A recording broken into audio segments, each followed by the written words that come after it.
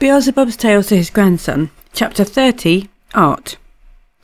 At this place of his tales, Beelzebub became silent and was turning suddenly to his old servant Ahun, who was also sitting there listening to him, with the same attention as his grandson Hussein. He said, "And you, old man, are you also listening to me with the same interest as our Hussein? Weren't you yourself personally with me everywhere on that planet Earth? And didn't you see with your own eyes and sense for yourself everything about what I'm relating to Hussein? Instead of just sitting there open-mouthed at my tales, you also tell our favourite something.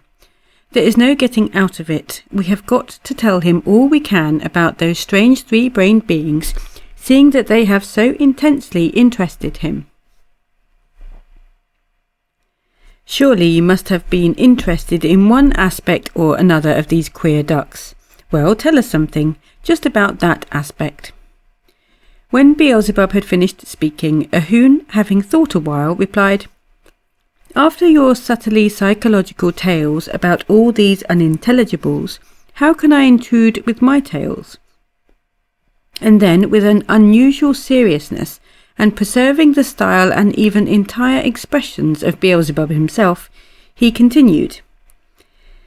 "It is, of course, how shall I put it, my essence even was often thrown out of balance by those strange three-brained beings who, with their virtuoso caperings, nearly always used to supply an impetus for evoking the being impulse of amazement in one or in another of my spiritualized parts." And then, addressing Hussein, he said, "All right, dear Hussein, I will not, like his right reverence, relate to you in detail about any particular oddity of the psyche of those three-brained beings of our great universe who've taken your fancy. No, I will only remind his right reverence of one factor, the cause of which arose during our 5th stay on the surface of that planet, and which, when we were there for the 6th and last time, had become the chief cause why in every one of those favourites of yours, from the very first day of their arising until their formation as responsible beings, their ableness of normal being mentation is step by step distorted and finally transformed almost into a Kautasara." Thereupon, addressing Beelzebub himself, he, with a timid look and in a hesitant tone, continued to speak. "Don't blame me, your right reverence, for venturing to express to you the opinion which has just arisen in me, and which is the outcome of my reflections on data already perhaps worn too thin for mind conclusions. While relating to our dear Hussein about all the various reasons that have brought it about that the psyche of the contemporary three-brained beings of the planet Earth who've taken his fancy has become transformed, as you once deigned to express yourself, into a mill for grinding out nonsense, you scarcely even mentioned one factor, perhaps more important than the others, which during recent times has served as the basis for it. I intend to speak about that factor which has already become definitely maleficent for the contemporary beings, and at the arising of the cause of which you yourself were present, as I very well remember during our stay then in Babylon. I mean the factor they themselves call art. If you should consent in your wisdom to take up that question in detail,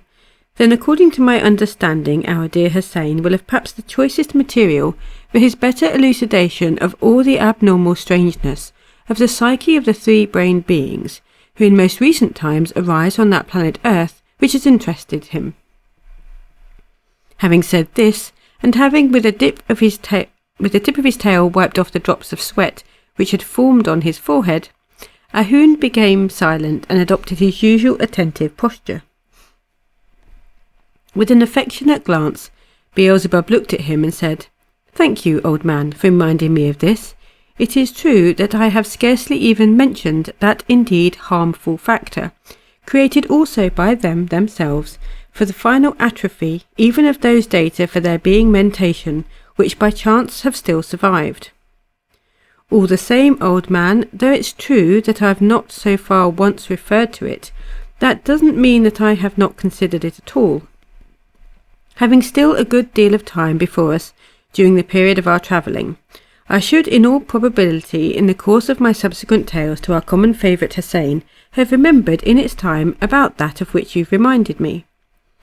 However, perhaps it will be very opportune to speak just now about this contemporary terrestrial art, because as you said, during our 5th stay there in person, I was really a witness of the events which gave rise to the causes of this contemporary evil there, and which arose, thanks as always, to the same learned beings who assembled in the city of Babylon, from almost the whole of the surface of that ill-fated planet. Having said this, Beelzebub then turned to Hussein and spoke as follows. This same already definite idea there, now existing there under the denomination art, is at the present time for those unhappy favourites of yours, one of those automatically acting data, the totality of which of itself, gradually, and though almost imperceptibly, yet very surely, converts them, that is, beings having in their presences every possibility for becoming particles of a part of divinity, merely into what is called living flesh. For an all-round enlightenment of the question about the famous contemporary terrestrial art, and for your clear understanding of how it all came about, you must first know about the 2 facts that occurred in the same city, Babylon, during our 5th flight in person onto the surface of that planet of yours. The first is how and why I then came to be a witness of the events which were the basis of the reasons for the existence among the contemporary 3-brained beings of the planet Earth of that now definitely maleficent notion called art, and the second is which were the antecedent events that in their turn then served as the origin of the arising of these reasons. Concerning the first, I must say that during our stay then in the city of Babylon, after the events I've already related, which occurred among always the same learned terrestrial 3-brained beings, assembled there from almost the whole planet, that is to say, after they had split into several independent groups, and were, as I've already told you, already absorbed in a question of what is called politics, and as I intended at that time to leave Babylon and to continue my observations among the beings of the then already powerful community called Hellas, I decided without delay to learn their speech. From then on, I chose to visit those places in the city of Babylon and meet those beings there, which would be of most use in my practical study of their speech. Once when I was walking in a certain street of the city of Babylon, not far from our house, I saw on a large building, which I already passed many times, what is called an ukazimotra, or as it is now called on the earth, a signboard, which had been just put up and which announced that a club for foreign learned beings, the adherents of legomanism, had been newly opened in that building. Over the door hung a notice to the effect that the enrolment of members of the club was still going on, and that all reports and scientific discussions would be conducted only in the local and Hellenic languages. This interested me very much, and I thought at once whether it would not be possible for me to make use of this newly opened club for my practice in the Hellenic speech. I then inquired of certain beings who were going in or coming out of the building about the details concerning the club, and when, thanks to the explanation of one learned being with whom, as I chanced to find out, I was already acquainted, I had made it all the more or less clear to myself, I then and there decided to become a member of that club. Without thinking long about it, I entered the building, and passing myself off as a foreign learned being, I requested, as an adherent of legomanism, to be enrolled as a member of the club. I managed to do this very easily, owing to that old acquaintance whom I had met by chance, and who, like the others, took me for a learned being like himself. Well then, my boy, having thus become what is called a full member of that club, I used afterwards to go there regularly, and to talk there chiefly with those learned members who were familiar with the Hellenic speech which I needed. As regards the second fact, this proceeded from the following Babylonian events. It must be remarked that among the learned beings of the planet Earth who were then in Babylon, and who were gathered there partly by coercion from almost the whole of the planet by the mentioned Persian king, and partly voluntarily on account of the already mentioned famous question of the soul, there were several among the beings brought there by coercion who were not, like the majority, learned beings of new formation, but who, with a sincerity proceeding from their separate spiritualized parts, strove for high knowledge only with the aim of self-perfection. Owing to their genuine and sincere striving, to the corresponding manner of their existence, and to their being acts, these several terrestrial beings had already, even before their arrival in Babylon, been considered initiates of the first degree by those terrestrial three-brained beings worthy to become what are called all the rights possessing initiates, according to the renewed rules of the most saintly Ashiata Shemash.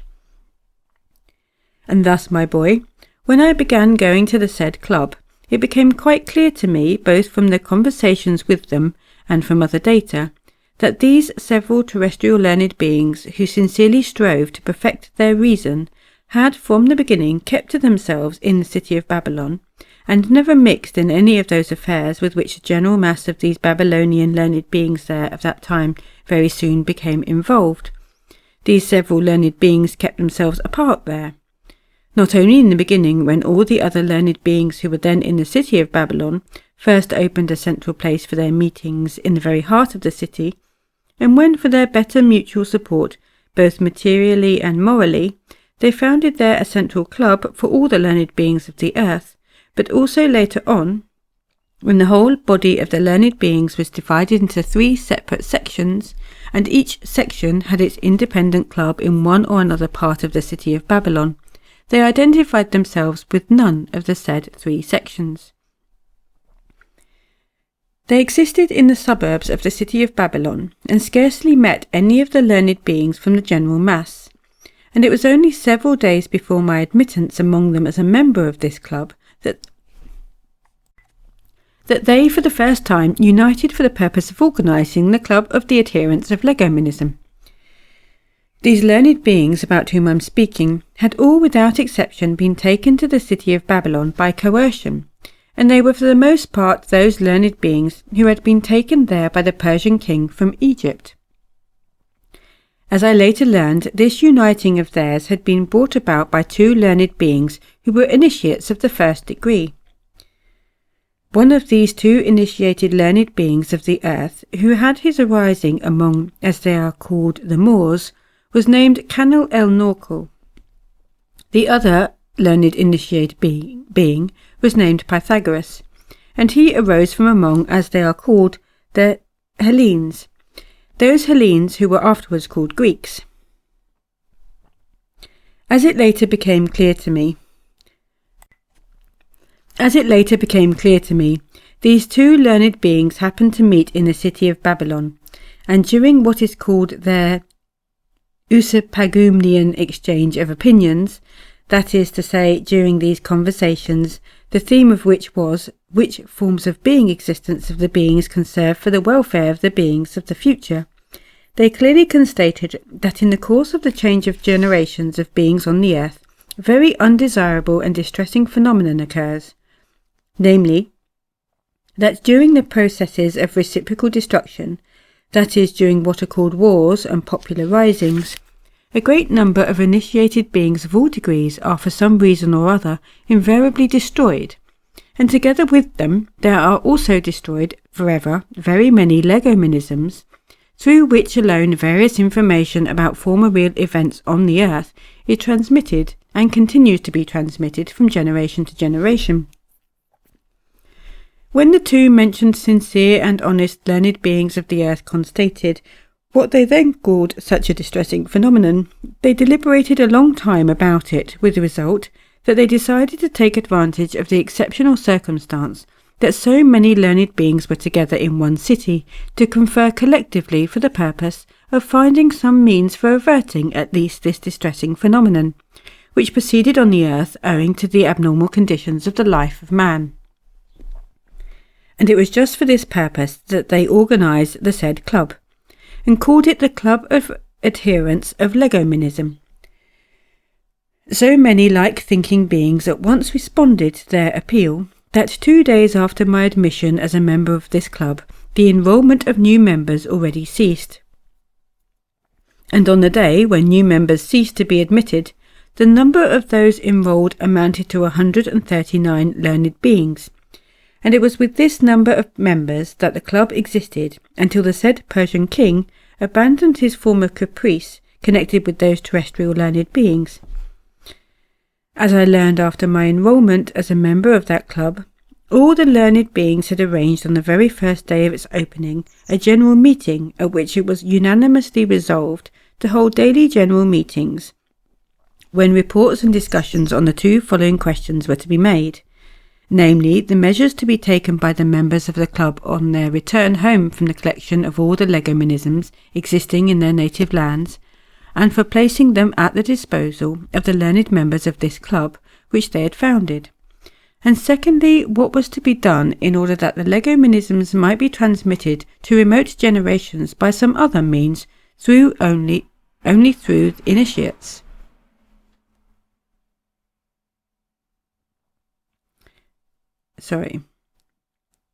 Secondly, what was to be done in order that the legomenisms might be transmitted to remote generations by some other means than only through initiates.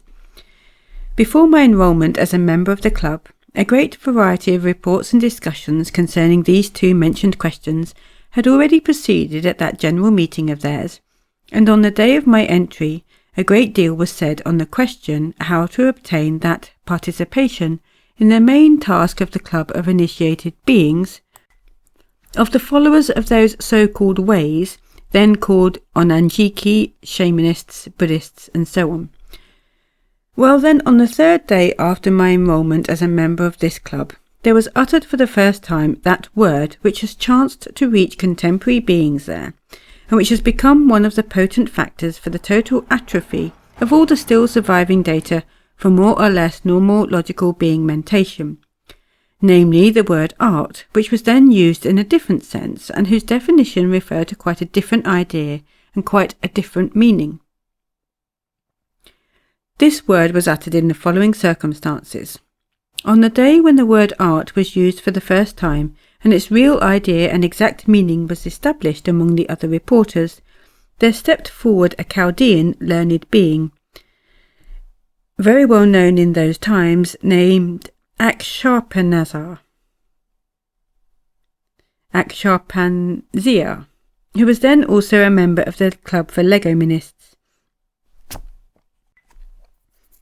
As the report of that already very aged Chaldean learned being, the great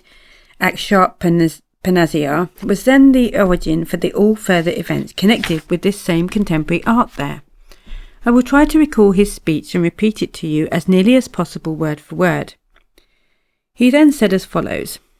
The past and especially the last 2 centuries have shown us that during these inevitable psychoses of the masses, from which wars between states and various popular revolts within states always arise, many of the innocent victims of the popular bestiality are invariably those who, owing to their piety and conscious sacrifice,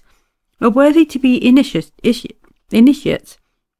and through whom various legomenisms containing information about all kinds of real events which have taken place in the past are transmitted to the conscious beings of succeeding generations. Just such pious men as these always become such innocent victims of the popular bestiality,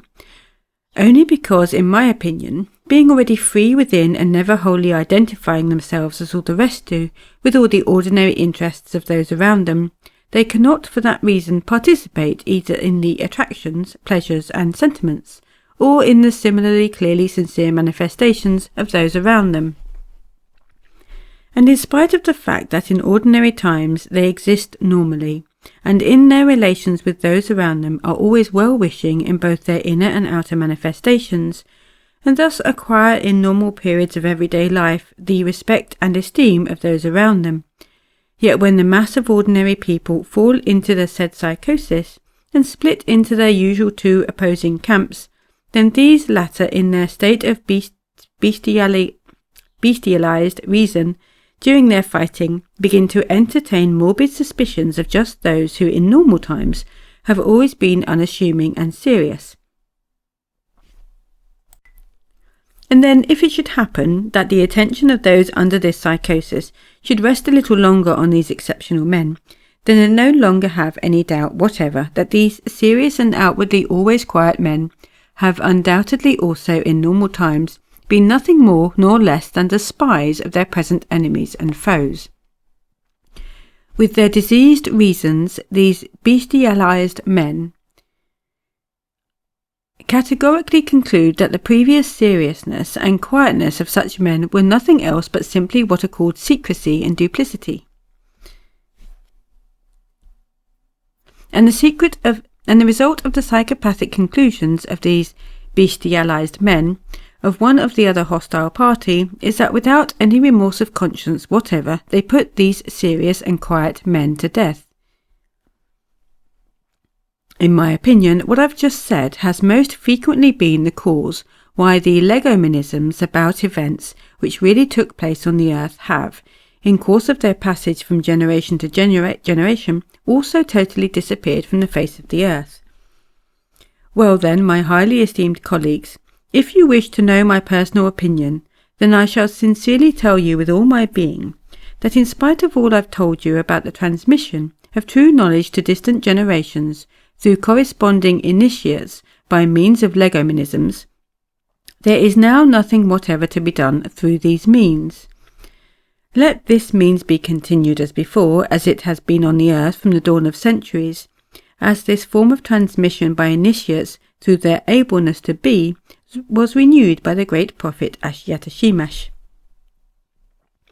If we contemporary men desire at the present time to do something beneficent for the men of future times, all we must do is just to add to this already existing means of transmission some new means or other, ensuing from the ways of our contemporary life on the earth, as well as from the many-centuried experience of former generations, in accordance with the information that has come down to us.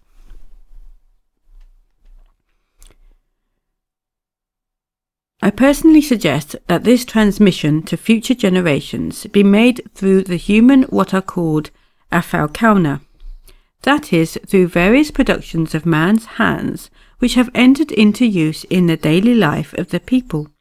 and also through the human soljinoa, that is, through various procedures and ceremonies which have already been established for centuries in the social and family life of people, and which automatically pass from generation to generation. Either these human afakauna themselves, and in particular those which are made of lasting materials, will survive, and for various reasons will be handed down to men of distant generations, or copies of them will pass from generation to generation, thanks to the property which is rooted in the essence of man of giving out as one's own, after having changed some minor detail. One or another of the productions of man which have reached them from the long past epochs.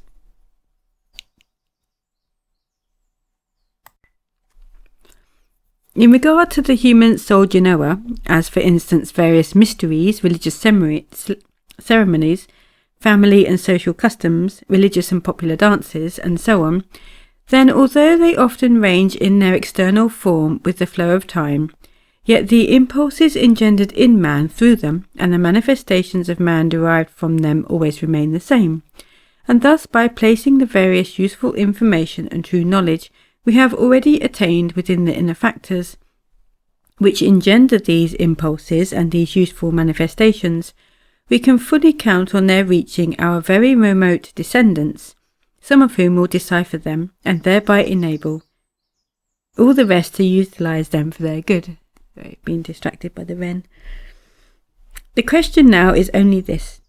by what means can such a transmission through the various human afalkauna and soljinoa, as I've described, be actualized? I personally suggest that this be done through the universal law called the law of sevenfoldness. The law of sevenfoldness exists on the earth and will exist forever and in everything. For instance, in accordance with this law, there are in the white ray 7 independent colours. In every definite sound, there are 7 different independent tones. In every state of man, 7 different independent sensations. Further, every definite form can be made up of only 7 different dimensions. Every weight remains at rest on the earth, only thanks to the 7 reciprocal thrusts, and so on. Well then, of the knowledge now existing which we have personally attained, or which has reached us from the times past, just that knowledge which we shall agree is useful for our remote descendants, must be indicated in some way or other in the said human Afalkauna and Soul Genoa, so that in the future it may be perceived by the pure reason of man by means of this great universal law. I repeat that the law of sevenfoldness will exist on the earth as long as the universe exists, and it will be seen and understood by men in all times as long as human thought exists on the earth, and it can therefore boldly be said that the knowledge indicated in this manner in the mentioned productions will exist also forever on the earth. And as regards the method itself, that is to say, the mode of transmission through this law, in my opinion it can be actualized in the following way. In all the productions which we shall intentionally create on the basis of this law for the purpose of transmitting to remote generations, we shall intentionally introduce certain also lawful inexactitudes, and in these lawful inexactitudes we shall place, by means available to us, the contents of some true knowledge or other, which is already in the possession of men of the present time. In any case, for the interpretation itself, or as may be said, for the key to these inexactitudes in that great law, we shall further make in our productions something like a legomenism, and we shall secure its transmission from generation to generation through initiates of a special kind, whom we shall call initiates of art. And we shall call them so because the whole process of such a transmission of knowledge to remote generations through the law of sevenfoldness will not be natural but artificial. And so, my highly accomplished and impartial colleagues, it must now be clear to you that if, for some reason or another, the information useful for our descendants concerning knowledge already attained by them about past events on the earth fails to reach them through genuine initiates, then thanks to these new means of transmission, which I've suggested men of future generations will always be able to reflect upon and make clear to themselves, if not everything now already existing, then at least those particular fragments of the common knowledge already existing on the earth, which chance to reach them through these said productions of the hands of contemporary man, as well as through those various existing ceremonies, in which by means of this great law of sevenfoldness, and with the help of these artificial indications of ours, we shall now put what we wish. With these words, the great Akshot Panzir then concluded his report. Considerable excitement and noisy discussion followed his speech among all the members of the club of the adherents of legomenism, and the outcome of it was that they then and there unanimously decided to do as the great Akshot Panzir had suggested. A brief interval was then allowed for eating, after which they all assembled again, and the second general meeting of that day continued throughout the night. Well, the unanimous decision was then carried to begin the following day making what are called miniature images, or as the contemporary three-brained beings call them, models, of various productions to try to work out the possible and most suitable means of indication on the principles laid down by the great Aksharpanasya, and thereafter to bring these miniature images, or models of theirs, to the club for exhibition and exposition to the other members. Within the following 2 days, many of them already began bringing these miniature images they had made and showing them with the appropriate explanations, and they also began demonstrating every variety of those acts which beings of that planet had before occasionally performed in the process of their ordinary existence, and which they still manifest up to now. Among the number of the models they brought and the various being manifestations they demonstrated were combinations of different colours, forms of various constructions and buildings, the playing on the various musical instruments, the singing of every kind of melody, and also the exact representation of various experiencings foreign to them, and so on and so forth. Shortly after, for the sake of convenience, the members of the club divided themselves into a number of groups, and each seventh part, what they called a day of that definite period of time which they called a week, they devoted to the demonstration and exposition of their productions in one particular branch of knowledge.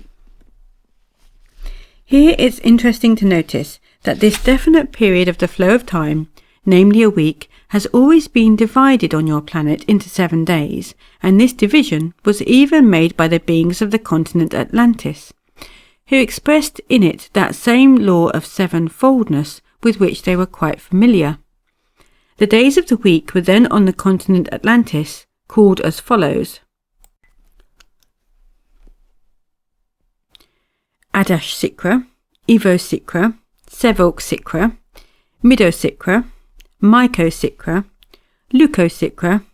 Sonia Sikra.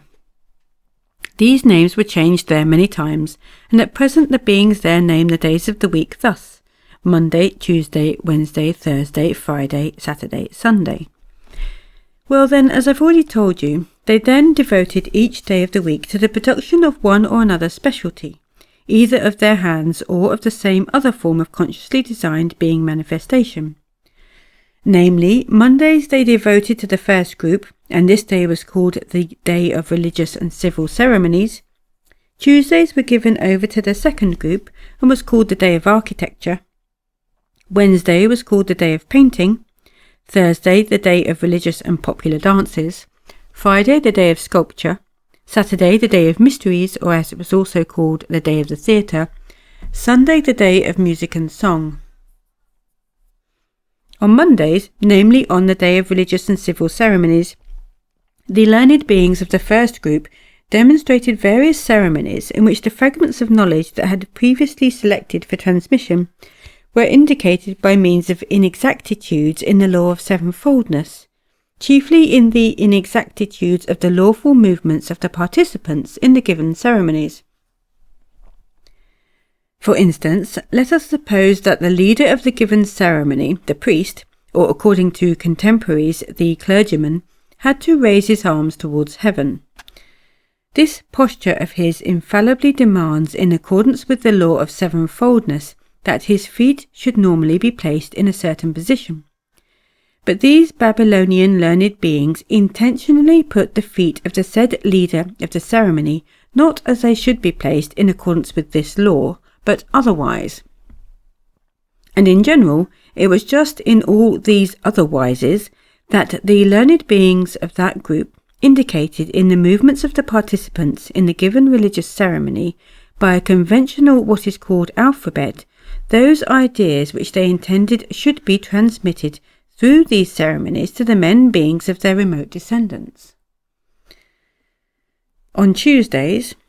namely on the Day of Architecture, the learned beings belonging to the second group brought various models for such proposed building, and constructions as could endure a very long time. And in this case, they set up these buildings, not exactly in accordance with the stability ensuing from the law of sevenfoldness, or as the beings there were mechanically already accustomed to do, but otherwise. For instance, the cupola of a certain construction had, according to all the data, to rest on 4 columns of a certain thickness and definite length, but they placed this said cupola on only 3 columns, and the reciprocal thrust, or as it is also expressed, the reciprocal resistance,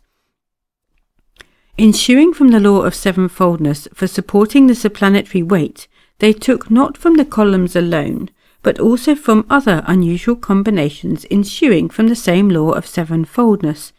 with which the mass of the ordinary beings of that time were also already acquainted, that is to say, they took the required degree of resistance of the columns, chiefly from the force of the weight of the cupola itself. Or still another example, a certain stone, according to all the data established there, both mechanically from long-centuried practice, and also thanks to the fully conscious calculations of certain beings with reason there, ought infallibly to have its definite strength corresponding to a certain power of resistance. But they infallibly made and placed this cornerstone, so that it did not correspond at all to the mentioned data. But the strength and power of resistance for the support of the superimposed weight required on the basis of the law of sevenfoldness, they took from the setting of the lower stones, which in their turn they did not lay according to the established custom, but again they based their calculations on the manner of laying the still lower stones, and so on.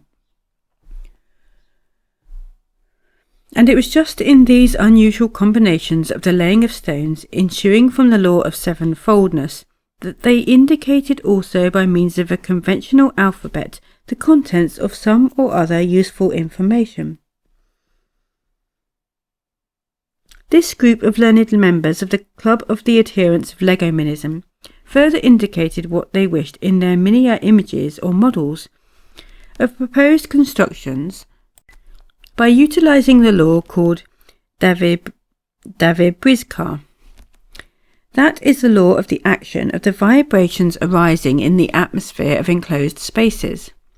This law, which has utterly failed to reach the contemporary three-brained beings of that planet, was then quite familiar to the beings there. That is to say, they were already quite aware that the size and form of enclosed spaces, and also the volume of air enclosed in them, influences beings in particular ways. Utilizing this law, they indicated their various ideas in the following way. Let us suppose that according to the character and purpose of some building or other, it's required that from the interiors of the given building, in accordance with the law of sevenfoldness and with the mechanical practice of centuries, definite sensations must be evoked in a certain lawful sequence. Then, utilizing the law of David-Brizkar, they combined the interiors of the proposed building in such a way that the required sensations were evoked in the beings who entered them, not in the anticipated familiar lawful sequence, but in some other order. And it was just then in these deviations from the lawful sequence of sensations that they placed whatever they wished in a certain way. Wednesdays, the day of painting, were devoted to the combining of different colours. On those days, the learned beings of the given group brought for demonstration every kind of object necessary for domestic use, made of such coloured materials as could last a very long time. Namely, they brought carpets, fabrics, chinkuries, that is, drawings made in various colours on specially tanned leather, capable of lasting many centuries, and things of similar kind. By means of variegated colours of threads, various representations of the nature of their planet, and various forms of beings also breeding there were drawn or embroidered on these productions. Before continuing to speak about in which way those terrestrial learned beings then indicated various fragments of knowledge in their combinations of various colours, one fact concerning what I am just relating must be noticed. A fact definitely distressing for those favourites of yours, and which was also obtained in their presences, on account of these same abnormal forms of daily existence established by them themselves. First, I wish to explain to you also about the gradual change for the worse in the quality of the formation in them of the organs of perception, which should be formed in the presence of every kind of being, and about the organ which in this case particularly interests us, the organ for the perception and distinguishing of what is called the blending of gravity centre vibrations, which reach their planet from the spaces of the universe. I am speaking about what is called the common integral vibration of all sources of actualizing, namely about that which the learned being Aksharpanzia, of whom I spoke, called the white ray, and about the perceptions of impressions from separate blendings of gravity centre vibrations, which are distinguished by beings as separate what are called tonalities of colour. You must know that at the very beginning of the arising and existence of the three-brained beings of the planet Earth, before the period when the organ Kundabuffer was introjected into them, and later when this organ was totally removed from their presences, and even after the second Transalpinian catastrophe there, almost up to the time of our third flight in person to the surface of that planet, the said organ was actualized in them with what is called a sensibility of perception, similar to that which is actualized in the common presences of all ordinary three-brained beings of the whole of our great universe. Formerly, at the periods mentioned in all the three-brained beings arising on this planet, this organ was formed with the sensibility of perceiving the mentioned blendings of separate gravity-centre vibrations of the white ray, and of distinguishing 1/3 of the quantity of the tonalities of colour of all the tonalities obtained in the presences of the planets, as well as in all other greater and smaller cosmic concentrations.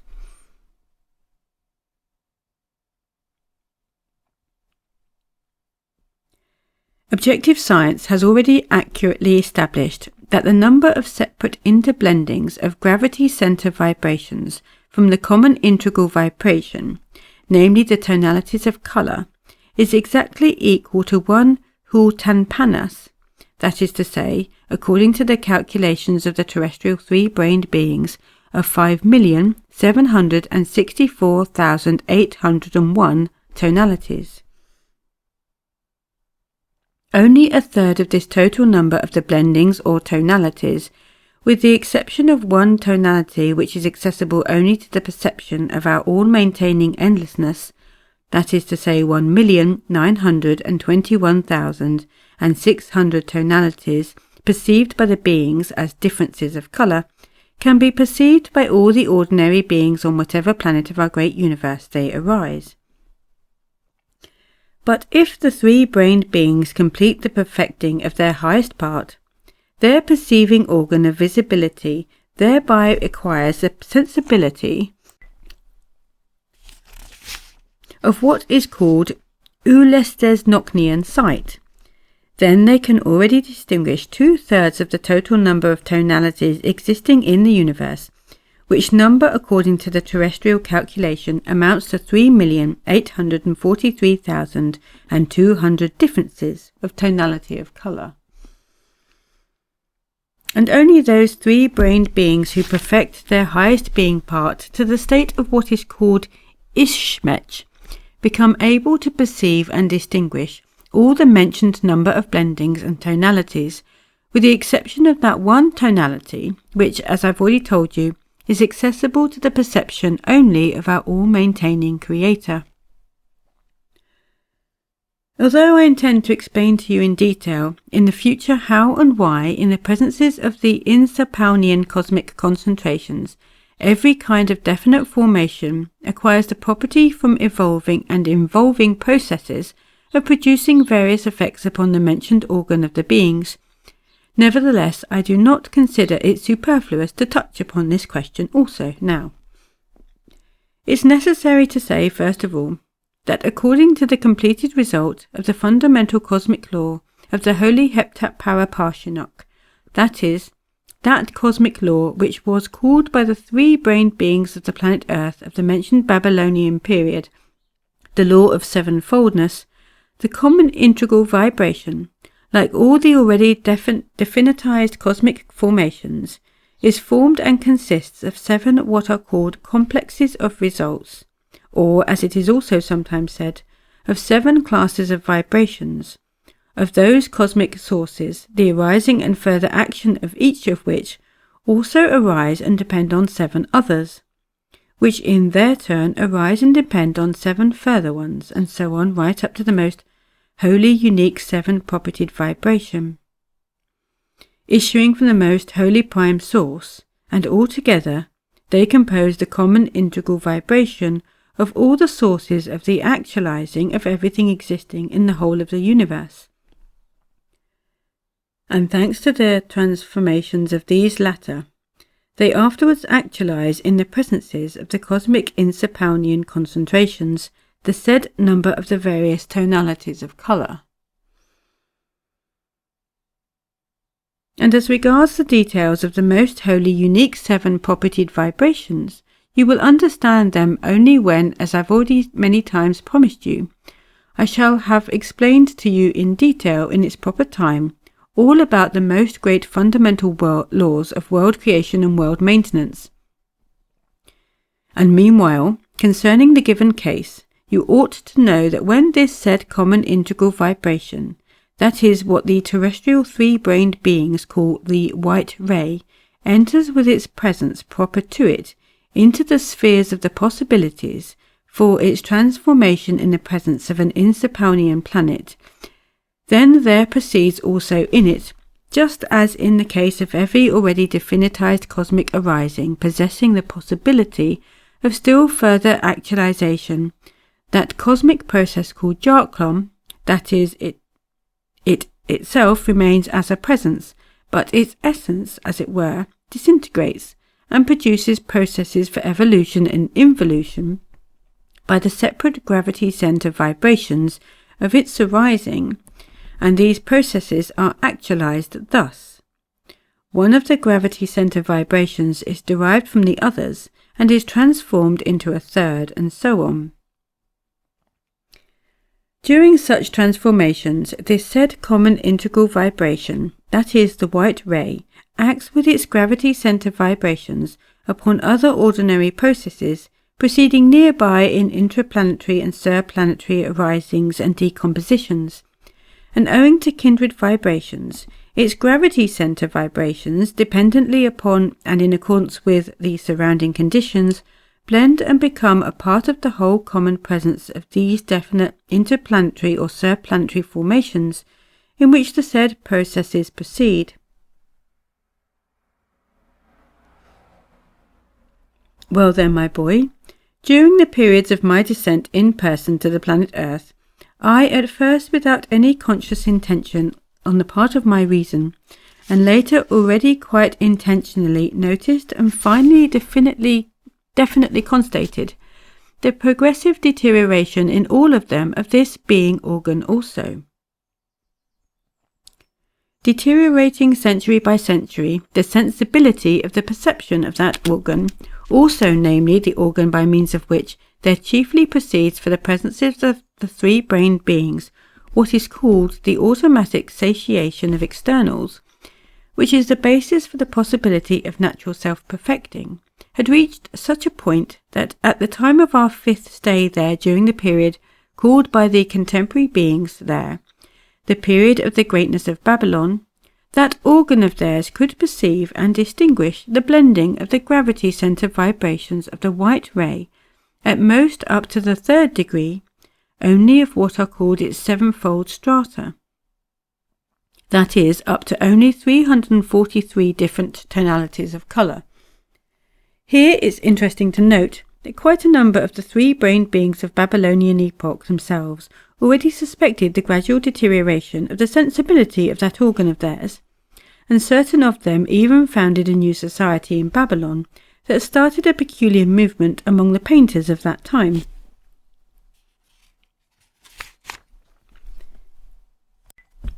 This peculiar movement of the painters of that time had the following programme: to find out and elucidate the truth only through the tonalities existing between white and black. When I got to know of that particular movement of painting there in Babylon, its followers were already using for their productions about 1,500 very definite shades of what is called the colour grey. This new movement in painting there, among the beings who were also striving to learn the truth, at least in something, made what is called a great stir, and it was even the basis for the arising of another and still more peculiar movement, this time among what are called the Babylonian Nuxomists, among just those beings of that time who studied and produced what are called new combinations of concentrations of vibrations, which act in a definite way on the sense of smell of the beings, and which produce definite effects in their general psyche, that is to say, among those beings there who made it their aim to find truth by means of smells. Certain beings who were then enthused by this founded in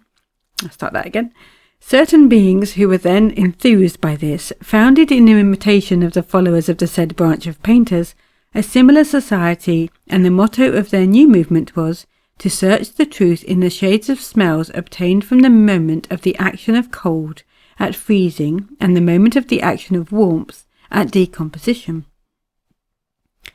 Like the painters, they also then found between these two definite smells about 700 very definite shades, which they employed in their elucidating experiments. I do not know to what these two peculiar movements then in Babylon would have led, and where they would have ceased, if a newly appointed chief of the city during the time we were there had not begun prosecuting the followers of that second new movement, because with their already sufficiently keen sense of smell, they had begun to notice and unwittingly to expose certain of his what are called shady dealings, with the result that he used every possible means to suppress everything connected not only with that second new movement, but with the first as well. As regards that organ of theirs about which we began to speak, namely the organ for the perception of visibility of other cosmic arisings which were beyond them, the deterioration of its sensibility, continuing also after the Babylonian period,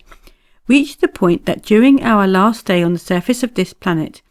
your favourites already had the possibility of perceiving and distinguishing, instead of the 1,929,600 tonalities of colour, which they ought to have perceived and distinguished, only the result of the penultimate, what is called sevenfold crystallization of the white ray, that is 49 tonalities, and even then only some of your favourites had that capacity,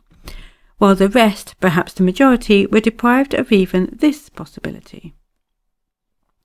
But what is most interesting in respect of this progressive deterioration of that most important part of their common presence is the sorry farce that results, namely that those contemporary three-brained beings there, who can still manage to distinguish the mentioned miserable fraction of the total number of tonalities, namely merely 49, look down with superior self-conceit and with an admixture of the impulse of pride upon those other beings who have lost the capacity to distinguish even this miserable number, as upon beings with abnormal deficiency in that said organ of theirs, and they call them diseased, afflicted by what is called Daltonism. The last 7 blendings of the gravity centre vibrations of the white ray, then in Babylon, just as now among the contemporary beings there, had the following names: red, orange, yellow, green, blue, indigo, violet. Now here in just which way the learned beings then in Babylon belonging to the group of painters indicated various useful information and fragments of the knowledge they had attained in the lawful inexactitudes of the great cosmic law, then called the law of sevenfoldness, by means of the combinations of the mentioned 7 independent definite colours and other secondary tonalities ensuing from them, in accordance with that definite property of the common integral vibration, that is, of the white ray, during the process of its transformations about which I have just spoken, and which was already then familiar to the Babylonian learned painters. One of its gravity centre vibrations, or one of the separate colours of the white ray, always ensues from another and is transformed into a third, as for example the orange colour is obtained from the red, and further passes itself in its turn into yellow, and so on and so forth. So whenever the Babylonian learned painters wove or embroidered with coloured threads, or coloured their productions, they inserted the distinctions of the tonalities of the colours in the cross lines, as well as in the horizontal lines, and even in the intersecting lines of colour, not in the lawful sequence in which this process really proceeds, in accordance with the law of sevenfoldness, but otherwise, and in these also lawful otherwises, they placed the contents of some or other information or knowledge. On Thursdays, namely the days which the learned beings of this group assigned for sacred and popular dances, They were also demonstrated with the necessary explanations every possible form of religious and popular dances, either those already existing which they only modified, or quite new ones which they created. And in order that you should have a better idea and well understand in which way they indicated what they wished in these dances, you must know that the learned beings of this time had already long been aware that every posture and movement of every being in general, in accordance with the same law of sevenfoldness, always consists of 7 what are called mutually balanced tensions, arising in 7 independent parts of their whole, and that each of these 7 parts in their turn consists of 7 different what are called lines of movement, and each line has 7 what are called points of dynamic concentration. And all this that I've just described being repeated in the same way and in the same sequence,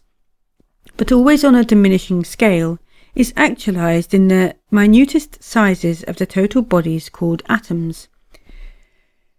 And so during their dances, in the movements lawful in accordance with each other, these learned dancers inserted intentional inexactitudes, also lawful, and in a certain way indicated in them the information and knowledge which they wished to transmit. On Fridays, days devoted to sculpture, the learned beings belonging to this group brought and demonstrated what were then called miniature images or models, and which were made from the material there called clay. Those miniature images or models which they brought for exhibition and familiarization represented, as a rule, individual beings or groups of beings either similar to them or of other beings of all kinds of exterior form breeding on their planet. Among these productions were also various what are called allegorical beings, which were represented with the head of one form of a being there, with the body of another, and with limbs of a third, and so on. The learned beings belonging to this group indicated all that was requisite in the lawful inexactitudes allowed by them in connection with the law, which was then called the law of dimensions. You must know that to all the 3-brained beings of the earth, and also of course to the sculptors of that period, it was also already known that in accordance with the same law of sevenfoldness, the dimensions of any definite part of any whole being ensue from the 7 dimensions of other of its secondary parts, which in their turn ensue from 7 tertiary parts, and so on and so forth. According to this, each large or small part of the whole totality of the planetary body of a being has exactly proportionately increasing or diminishing dimensions in relation to his other parts.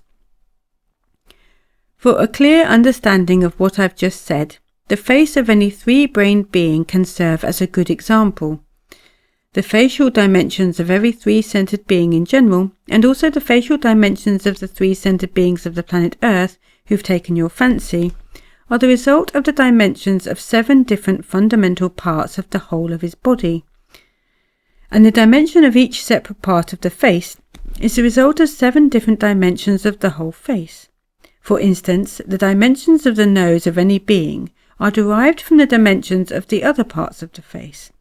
And on this nose, in its turn, there are actualized 7 definite what are called surfaces,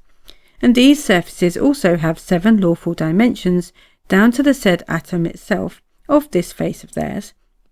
which, as I've said, is one of the 7 independent dimensions composing the dimensions of the whole planetary body. In the deviations from these lawful dimensions, the learned sculptors among the members of the adherents of Legominism, then in the city of Babylon, indicated all kinds of useful information and fragments of knowledge already known to them, which they intended to transmit to the beings of remote generations.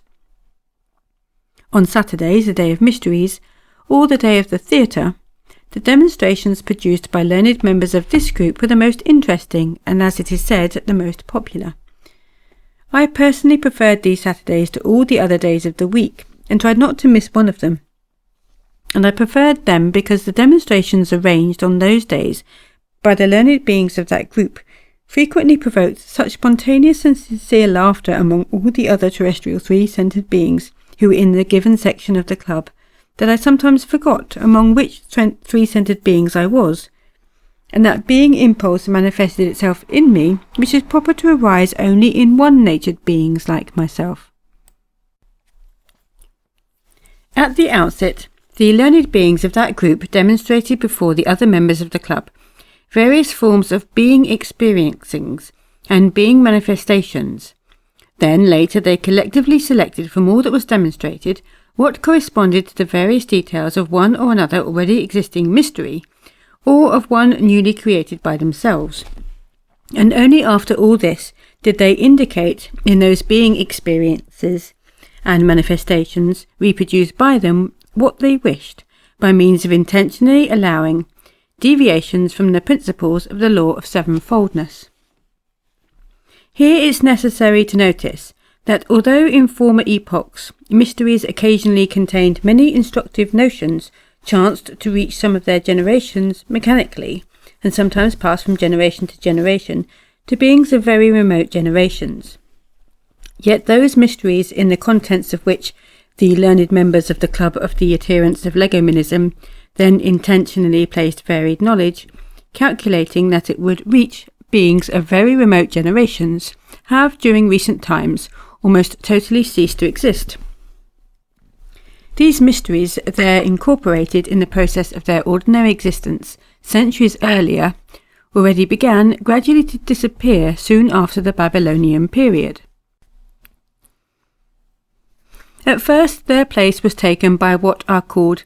Kezbaji, or as they now called there on the continent Europe, puppet shows, Petushka. But afterwards they were finally ousted by their still existing theatrical shows or spectacles, which are there now one of the forms of that said contemporary art of theirs,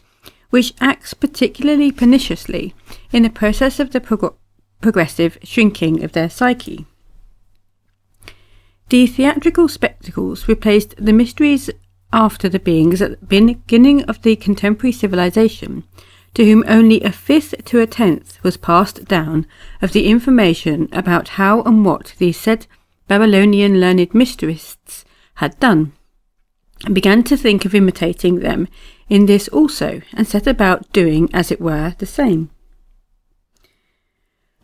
From that time on, the other beings there, called imitators of the mystists, players, comedians, actors, and at the present time they already call them artists, of whom I may say very many have sprung up during recent times. And these learned beings of that time, belonging to the group of mystists, indicated various useful information and the knowledge already attained by them, by means of what are called currents of associative movements of the participants in these mysteries. Although the three-brained beings of your planet then already well know about the laws of the currents of associative movements, yet absolutely no information whatsoever concerning these laws has passed to the contemporary three-brained beings. As to the said currents of associative movements, does not proceed in the presences of the three-brained beings who've taken your fancy, as it generally proceeds in the presences of other three-brained beings,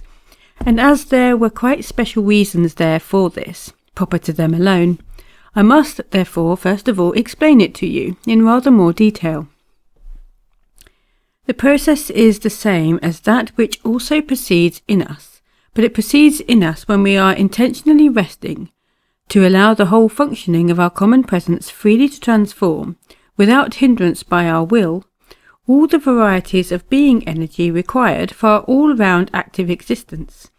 whereas in them these said various being energies can now arise only during their total inactivity, that is, during what they call their sleep, and then, of course, only after a fashion. Owing to the fact that they, like every other three-brained being of the whole of our great universe, have three separate independent spiritualized parts, each of which has a central place for the concentration of all its functioning, a localization of its own which they themselves call a brain, all the impressions in their common presences, whether coming from without or arising from within, are also perceived independently by each of these brains of theirs, in accordance with the nature of these impressions, and afterwards as it is also proper to proceed in the presences of every kind of being, without distinction of brain system, These impressions, together with previous impressions,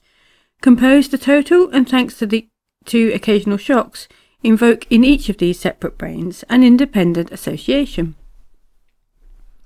So, my boy, from the time when these favourites of yours completely cease to consciously to actualise in their common presences, the being part dog duty, thanks only to the results of which what is called sane comparative mentation, as well as the possibility of conscious active manifestation, can arise in beings from various associations, and from the time when their separate brains, associating now quite independently, began engendering in one and the same common presence 3 differently sourced being impulses, they then, thanks to this, gradually as it were, acquire in themselves 3 personalities, having nothing in common with each other in respect of needs and interests. Rather more than half of all the anomalies arising in the general psyche of your favourites, particularly those of recent times, are due in the first place to their having in their entire presence a process of 3 different kinds of independent associations, evoking in them the being impulses of 3 localizations of different kinds and of different properties. And secondly, because there is a connection between these 3 separate localizations in them, as there is also in general in the presences of every kind of 3-brained being predetermined by great nature, for other what are called common presence functionings, and thirdly, because from everything perceived and sensed, that is from every kind of shock, associations of 3 different kinds of impressions proceed in the 3 said localizations, in consequence of which 3 totally different kinds of being impulses are evoked in one and the same whole presence. Then, on account of all this, a number of experiencings are nearly always proceeding in them at one and the same time, and each of these experiencings by itself evokes in the whole of their being an inclination for a corresponding manifestation, and in accordance with the definite parts of their total presence, a corresponding movement is thus actualized.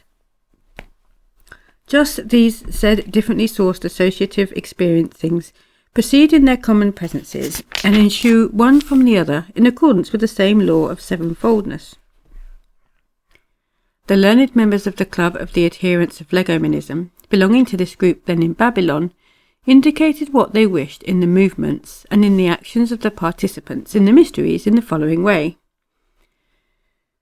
For instance, suppose that in order to fulfill his role in the given mystery, according to lawful associations, a participant evoked in one or another of his brains some new impression or other, he was bound to react by some or other definite manifestation or movement, but he would intentionally produce this manifestation or movement, not as he thought to have produced it, according to the law of sevenfoldness, but otherwise, and in other wises, they inserted in a certain way whatever they considered necessary for transmission to distant generations. In order, my boy, that you should have a concrete representation of these Saturday demonstrations, at which I was always glad to be present in order to give rest from my intense activities at that time, I will give you an illustrative example of how these learned mysteries demonstrated before the other learned members of the Club of the Adherents of Legomanism various being experiences and manifestations according to the flow of associations, from among the number of which fragments for future mysteries were selected. From these demonstrations, they constructed in one of the large halls of the club a specially raised place which they then called the reflector of reality, but beings of subsequent epochs to whom the information concerning these Babylonian learned mystics chanced to be transmitted, and began imitating them and doing as it were the same, called and still call their constructions of a similar kind stages. When then 2 of the participants would always come upon these reflectors of reality, or stages, first, and then usually one of them stood for a while, and, as it were, listened to his own. I'll start that again. Well, then two of the participants would always come upon these reflectors of reality or stages first, and then usually one of them stood for a while and, as it were, listened to his own, what is called Dartelustnian state, or, as it is sometimes otherwise said, to the state of his own inner associative general psychic experiencings. Listening in this way, he would make it clear to his reason, for instance, that the sum total of his associating experiencings emerged in the form of an urgent inclination to hit another being in the face, the sight of whom had always served as the cause for the beginning of the association of those series of impressions present in him, which had always evoked in his general psyche disagreeable experiencings, offensive to his own self-consciousness. Let us suppose that these disagreeable experiencings always proceeded in him when he saw someone who was then called Irodoahun, which professional their contemporary beings now call a policeman. Having then made this Dartelustnian psychic state an inclination of his clear to his reason, but at the same time being on the one hand well aware that in the existing conditions of external social existence it was impossible for him to gratify his inclination to the full, and on the other hand, being already perfected by reason, and being well aware of his dependence on the automatic functioning of the other parts of his common presence,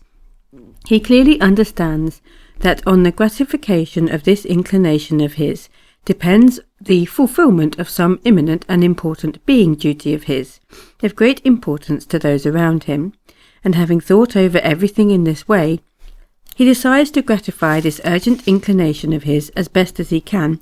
at least by doing a moral injury to that Irodoahun, by evoking in him associations that would lead to unpleasant experiencings. With this object in view, he turns to the other learned being who has now come onto the stage with him, and treating him now as an Irodoahun, or policeman, he would say, "Hi, you, don't you know your duty? Don't you see that there," pointing with his hand at the moment in the direction of another small room of the club, where the other participants of the demonstrations of that day, 2 citizens, a soldier and a cobbler, are fighting in the street and disturbing the public peace, and here you are leisurely strolling about, imagining yourself God knows who, and leering at the passing wives of honest and respectable citizens. Just you wait, you scamp. Through my chief, the city's chief physician, I shall report to your chief your negligence and breach of duty." From that moment, the learned being who had spoken would become a physician, because he chanced to call his chief the head physician of the city, while the second learned being, whom the former had called a policeman, would assume the role of a policeman.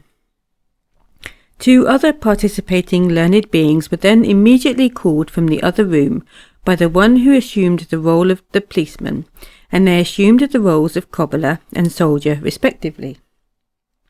And these 2 latter beings assumed and had to manifest themselves in just those roles, namely one in the role of a soldier and the other in the role of a cobbler, only because the first learned being, having himself in accordance with his Dartelustnian state, assumed the role of a physician, had called them soldier and cobbler respectively. Well then, these 3 learned beings who were thus cast impromptu by the 4th learned being, for fulfilling every kind of perception and manifestation which had to flow by law of types foreign to them, or as your favourites say, of strange roles, namely of the roles of cobbler, soldier and policeman, further produced their experiencings, and from them their reflex manifestations, thanks to the being property in them, called Ikriltazkakra,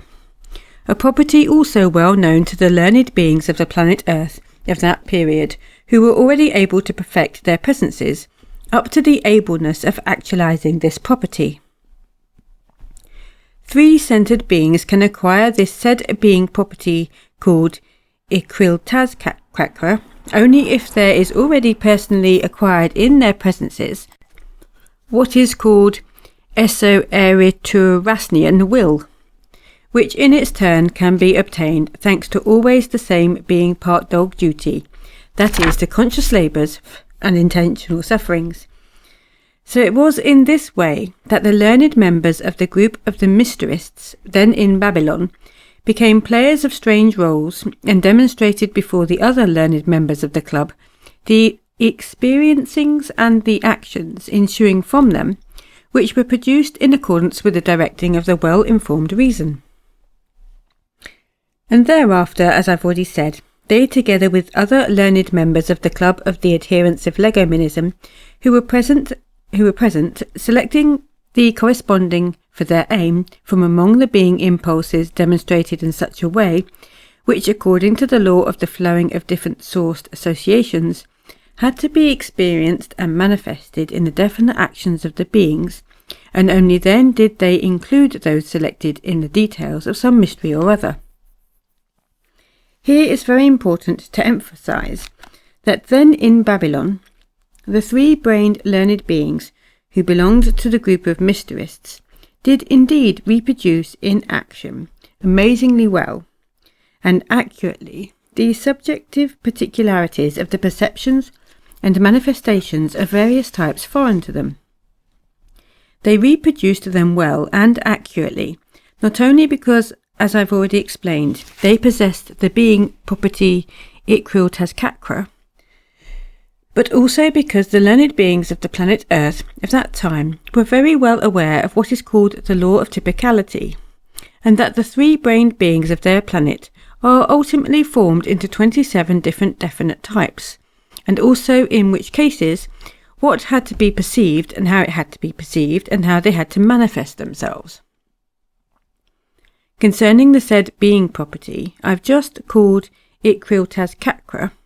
I must add further that just this property alone gives beings the possibility of restraining themselves within the limits of all these impulses and promptings which are evoked at any given moment in their common presences by the associations flowing in that brain in which they themselves have consciously given the start for the associations of one or another series of impressions already present in them.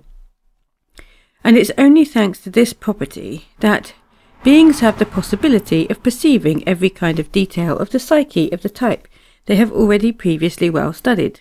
and of manifesting themselves similarly to it, and fully impersonating it. In my opinion, it is on account of the absence of just that property that the majority of all these anomalies have arisen, which have resulted in the three-brained beings of the planet Earth who've taken your fancy, becoming possessed of such a strange psyche. You must know that in the presences of the three-brained beings of the present time, as well as in the presences of every kind of three-brained being in general, every new impression is accumulated in all their three separate brains in the order of what is called kindredness, and afterwards they take part with the impressions already previously registered in the associations evoked in all these three separate brains by every new perception in accordance with and in dependence upon what are called the gravity centre impulses present at the given moment in their whole presence. So, my boy, in view of the fact that there continue to flow in the presences also of your contemporary favourites three kinds of independent associations which also continue to evoke different kinds of being impulses, and at the same time that they have already entirely ceased the conscious actualization in their presences of all those cosmic results by means of which alone the mentioned being property can be acquired in three-brained beings, then in consequence the common presence of each of your contemporary favourites during the process of his existence consists, as I've already told you as it were, of three quite separate personalities. Three personalities which have and can have nothing in common with each other, either in respect of the nature of their arising or in respect of their manifestations. Hence it is that there just proceeds in them that particularity of their common presence, which is that which with which one part of their essence they always intended to wish one thing, and at the same time with another part they definitely wish something else. And thanks to the third part, they already do something quite the contrary. In short, what happens in their psyche is just what our dear teacher Mullah Nasser Eddin defines by the word a mix-up. Concerning the demonstration of the Babylonian learned beings of that time belonging to the group of the Mysteriists, I must add that in the course of the action, the number of participants was gradually increased by their other colleagues, as required by various voluntary associative happenings. And besides all this, every participant thus engaged in the fulfillment of the perceptions and accurate automatic manifestations that happened to be connected with him and were proper to a personality of a type quite foreign to him, had at the same time that he was fulfilling that role, to give himself time under some plausible pretext to change into a corresponding costume. And they changed their costume in order to manifest themselves more clearly and more strikingly in the fulfillment of the roles they assumed, so that the other learned members present of the Club of the Adherents of Legomanism, who checked and selected the fragments of the future mysteries, could more easily and better follow them, and make the best selection of everything they saw. On Sundays, namely on the days consecrated to music and singing, the learned beings belonging to this group first produced on various sound-producing instruments, and also with their voices, every kind of what is called a melody, and then explained to all the other learned beings how they indicated in these works of theirs whatever they wished. They also had it in view to implant these works of theirs in the customs of various peoples, calculating that these melodies they created, passing from generation to generation, would reach men of remote generations who, having deciphered them, would discover the knowledge put into them, and that had already been attained on their earth, and would also use it for the benefit of their ordinary existence. For your understanding of how the learned beings there of that group made their indications in the musical and vocal productions of theirs, I must first explain to you about certain special particularities of the perceptive organ of hearing in the common presences of every kind of being. Among the number of these special particularities is the property called vibroechonitanko. You must know that these parts of the brains of beings which objective science calls chlordistomaticales, and certain of which on your planet the terrestrial learned physicians called nerve-brain ganglia, are formed of what are called Nereunosian crystallized vibrations, which in general arise in the completed formation of every being as a result of the process of all kinds of perceptions of their organ of hearing. And later on, these chlordistomaticales, functioning from the reaction upon them of similar but not yet crystallized vibrations, evoke in the corresponding region, which is subject to the given brain, the said vibroechonitanko, or, as it is sometimes called, remorse. In accordance with the foresight of great nature, these chlordistomaticales serve in the presences of beings as real factors for assisting the arising of the processes of association at those moments when either the promptings arisen within are absent, or the shocks coming from without do not reach their brains, and the as yet non-crystallized Nereunosian vibrations in general arise and later enter into the common presence of the beings, either by means of what are called the vocal cords of every kind of being, or by means of certain artificial sound-producing instruments which the beings have invented. When these vibrations arisen from the said sources enter the presences of the beings, they touch the chlordistomaticales of one or another brain, then, according to the general functioning of the whole being, they produce the said process of vibroechonitanko. The second particularity of the functioning of the perceptive organ of hearing is that in general, by the action of vibrations obtained from the sequence of sounds of every kind of melody,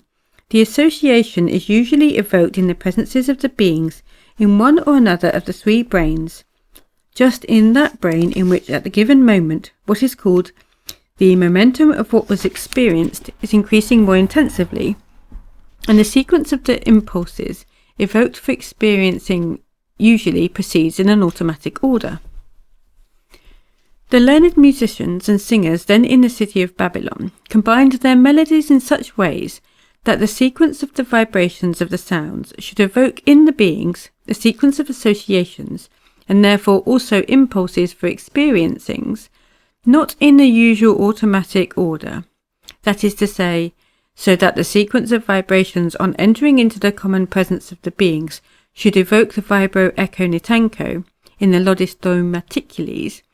not of just one brain, as it usually proceeds according to which brain at the given moment the associations predominate, but should evoke it now in one brain, now in another, and now in the third.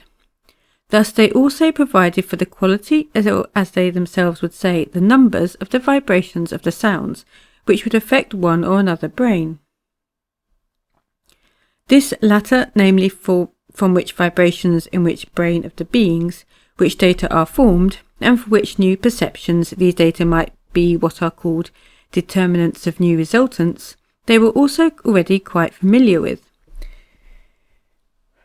Owing to these sequences of sounds, which they combined simultaneously in the presences of beings, different kinds of impulses arose, which evoked various quite opposite sensations, and these sensations in their turn produced unusual experiencings in them and reflex movements not proper to them. And truly, my boy, the sequence of sounds they combined did indeed affect all the beings into whose presence they entered exceedingly strangely. Even in me, a being, cast as they would say in another mould, various being impulses were engendered, and were alternated with an unusual sequence. It happened in this way because as the sounds of their melodies, which they had combined in a definite sequence, entered into my common presence, Jarklom proceeded in them, or as it is otherwise said, the sounds were sorted out and acted equally upon all the three variously caused lododistomatacules, I can't say that word, with the consequence that the associations proceeding in me, in the three independent brains, though simultaneously and with an equal intensity of similar associations, but differently natured series of impressions, engendered in my presence three quite different promptings. For instance, the localization of my consciousness, or as your favourites would say, my thinking centre, engendered in my common presence, let us suppose, the impulse of joy. The second localization in me, or my feeling centre, engendered the impulse called sorrow, and your favourites would call it my moving centre, engendered the impulse of religiousness. And it was just in these unusual impulses engendered in the beings by their musical and vocal melodies that they indicated what they wished. And so, my boy, after all I've already related about this terrestrial contemporary famous art, I imagine you have enough to understand why and how, during the period of my 5th stay in person on your planet, I happened to be a witness of the events of the causes of its arising, and in what connection and with what meaning it was pronounced for the first time, just then at that period which your contemporary favourites call the Babylonian civilization. So I will now already speak about those facts there, after learning which you will be able to clearly represent to yourself, and approximately to understand how greatly the logical mentation in all these three-brained beings who've taken your fancy must have deteriorated in so short a time that without any what is called constancy of self-individuality, they have submitted to be made slaves of those few from among their midst who are called wastrels, and who, in consequence of the total loss of the divine impulse conscience, could for their egoistic aims create from this empty word, art, which chanced to reach them, also such a surefire factor in all of them for the final atrophy of the data that still survived in them for conscious being. When, during the period of my 6th and last stay there in person, I heard everywhere about this contemporary art of theirs and came in contact with its results, and when I'd made clear to myself just what it was all about, then, having recalled my Babylonian friends of that time and about their good intentions towards their remote descendants, I made clear to myself more in detail, as opportunities occurred, just what results were obtained from all that of which I happened then to be a witness, and about which I've just been telling you. Initiating you now into the impressions hidden from strangers and which became fixed in my common presence, and which were the result of my conscious perceptions during my last stay there in person on the surface of your planet, concerning this contemporary art of theirs, my eye, with an arisen and profound being impulse of regret, must now emphatically state that all the fragments of knowledge already attained by the beings of the Babylonian civilization, which fragments it must be allowed also contained a great deal, absolutely nothing has reached the beings of contemporary civilization for the benefit of their ordinary being existence, apart from a few empty words without any inner content. Not only absolutely nothing whatever reached them of all the various fragments of general knowledge already then known on the earth,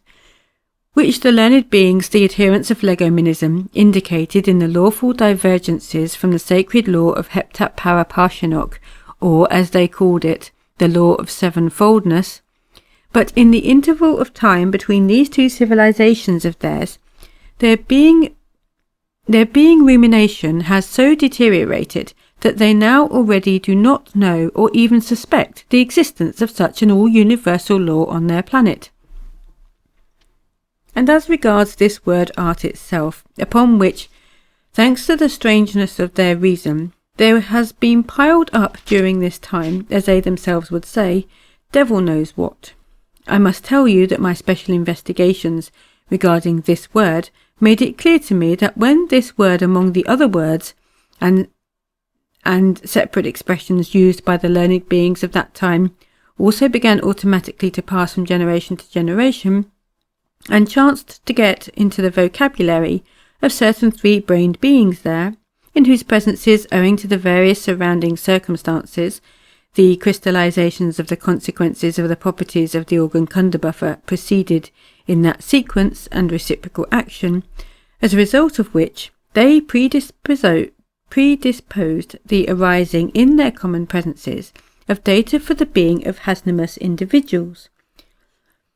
Then this said word, for some reason or other, happening to please just this kind of three-brained being there, they began using it for their egoistic aims, and gradually made from it that very something which, although it continues to consist of, as it is said, complete vacuity, yet has gradually collected about itself a fairy-like exterior which now blinds every one of these favourites of yours who keeps his attention on it only a little longer than usual. Besides this word art, from among the number of other definite words used in their discussions by the learned beings there in Babylon, who were members of the clubs of the adherents of legomenism, there also passed automatically from generation to generation quite a number of other words, and even several what are called foggy notions concerning certain definite understandings of that time. Among the latter, both in respect of its name and caricature-like imitations, are the contemporary theatres now existing there. You remember I've already told you that both the hall and the demonstrations themselves of the learned beings belonging to the group of mysteriists then at Babylon were designated by the word theatre. If I now explain to you a little more in detail concerning this contemporary theatre of theirs, then perhaps you will have enough material for the elucidation, first of all concerning what came of all the good intentions and efforts of the learned beings of the Babylonian period, and secondly what had passed from all that had already been attained in respect of true knowledge, from the times of that Babylonian culture to the beings of this contemporary European culture, in which the said art has become mainly covered with mentioned fairy-like exterior, and thirdly, you will sense certain aspects of the maleficence of the contemporary famous art of there.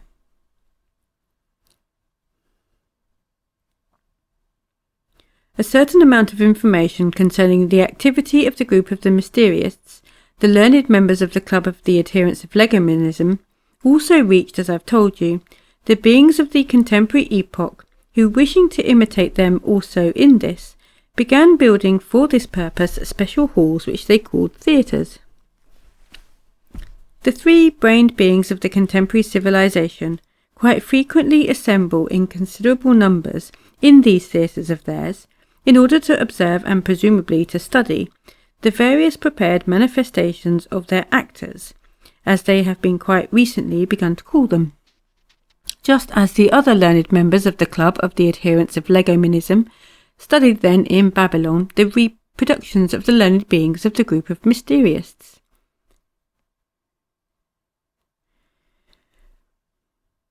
These theatres of theirs came to have a significance of the greatest importance in the ordinary process of existence of your favourites, and on account of this they built particularly large buildings for this purpose, which rank in most of their contemporary cities as the most remarkable constructions. It will do no harm, I think, to comment here upon the misunderstanding connected with the word artist. I'm bound to comment upon this because this word was also transmitted to your contemporary favourites from the Babylonian epoch, but it was transmitted not like other words, that is, merely as empty words without sense, but just as one single particle of the consonants of a word then used. You must know that the learned beings then in Babylon, the members of the club of the adherents of Legomanism, were called by the other learned beings of that time who were well disposed towards them, as they also called themselves by the name which your contemporary favourites would write as Orpheist. This word is composed from the two definite roots of the words then in use, which, if in contemporary times, would signify right and essence. If someone were called thus, it meant that he rightly sensed the essence. After the Babylonian period, this expression also automatically passed from generation to generation, with almost the same meaning, but nearly 2 centuries ago, when the beings of that time began wiseacring with the mentioned data, particularly in connection with that empty word art,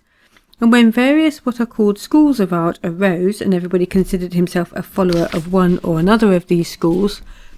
well, just then, never having understood its genuine sense, and chiefly because among the number of the said schools of art there was also a school of a certain, as the contemporary beings already called him, Orpheus, a figure invented by the ancient Greeks, they then decided to invent a new word defining their vocation more exactly. So instead of the said expression Orpheist, they just invented the word artist, which had to mean he who is occupied with art. In order better to represent to yourself all the causes subsequently arising also from that misunderstanding there, you must first of all know that before the second terrestrial Transalpinian catastrophe, when these favourites of yours still arose and prepared themselves normally for responsible existence, they, by means of intentionally producing from themselves corresponding consonants for their what is called speech, that is, for mutual intercourse, had and could pronounce, also like all the three-brained beings of all the great universe, consonants up to 351 definite what are called letters. But later on, when thanks as always to the same conditions of ordinary being existence abnormally established by themselves,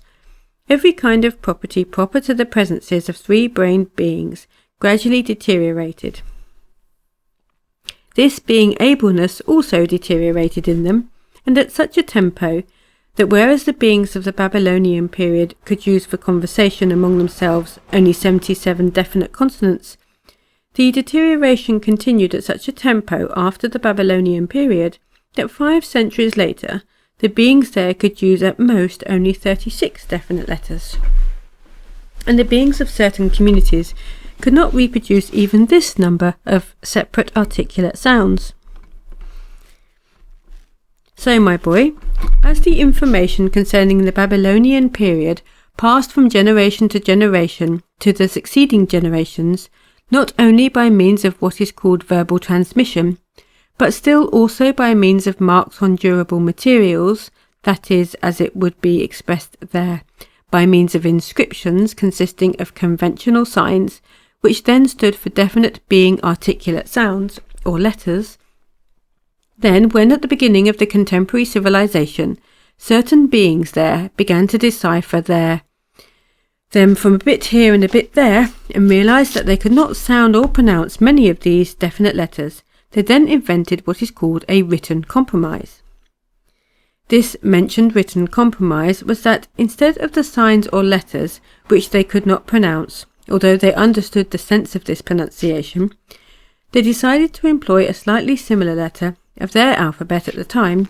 and in order that everybody should understand that it was not that letter, but quite another, they always wrote by its side a letter of the ancient Romans, now existing but already meaningless, called in English H, and among the contemporary French,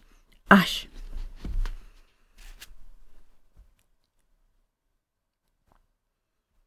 From then on, all the other of your favourites began doing the same. They added to each of these suspicious letters this Roman inheritance. When this written compromise was invented, they had about 25 of these suspicious letters. But in the course of time, as their ableness to pronounce deteriorated with the increase of their wiseacring, the number of the letters they specially invented for such a being ableness diminished, and by the time the word artist was invented, they had already only 8 of these letters, and in front of this notorious H, they wrote letters partly ancient Greek and partly ancient Latin, which they indicated in the following way: TH, PH, GH, CH, SCH, KH, DH, and OH. The basis they had for the arising of such a misunderstanding there was the compromising sign PH, and it was the basis because it appeared in the word by which the learned mystists were designated, and also in the word which stood for a personality invented by the ancient Greeks, with whose name, as I've already said, one of the schools of art then existing had been connected, and the result of this was that the mentioned representatives of this terrestrial art of that time, with their already now quite bob-tailed reason, thought that it was nothing more than the word indicating the followers of this historical personality Orpheus. And as many of them did not regard themselves as his followers, then instead of the mentioned word, they just invented the word artist. As we've seen, not every inheritance of the ancient Romans turned out to be maleficent for the beings of subsequent generations, but in the given case, this little letter H of theirs has been even an inspiring factor for engendering that being ableness in the presences of such beings of subsequent generations, to whom it became already definitely proper to have no initiative or ableness of their own, and they wished and succeeded in substituting for the already long existing definite expression Orpheist the new word artist.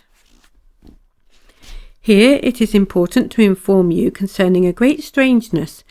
there in respect of the mentioned gradual atrophy in the presences of the 3 brain beings of this planet of such a being ableness as the capacity to reproduce the consonants required for verbal intercourse.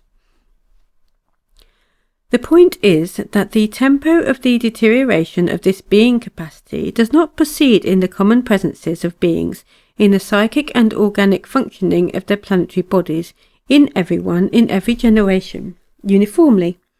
but it alternates, as it were, at different times and on different parts of the surface of this planet, affecting at one time more the psychic and at another time the organic part of the functioning of the planetary body.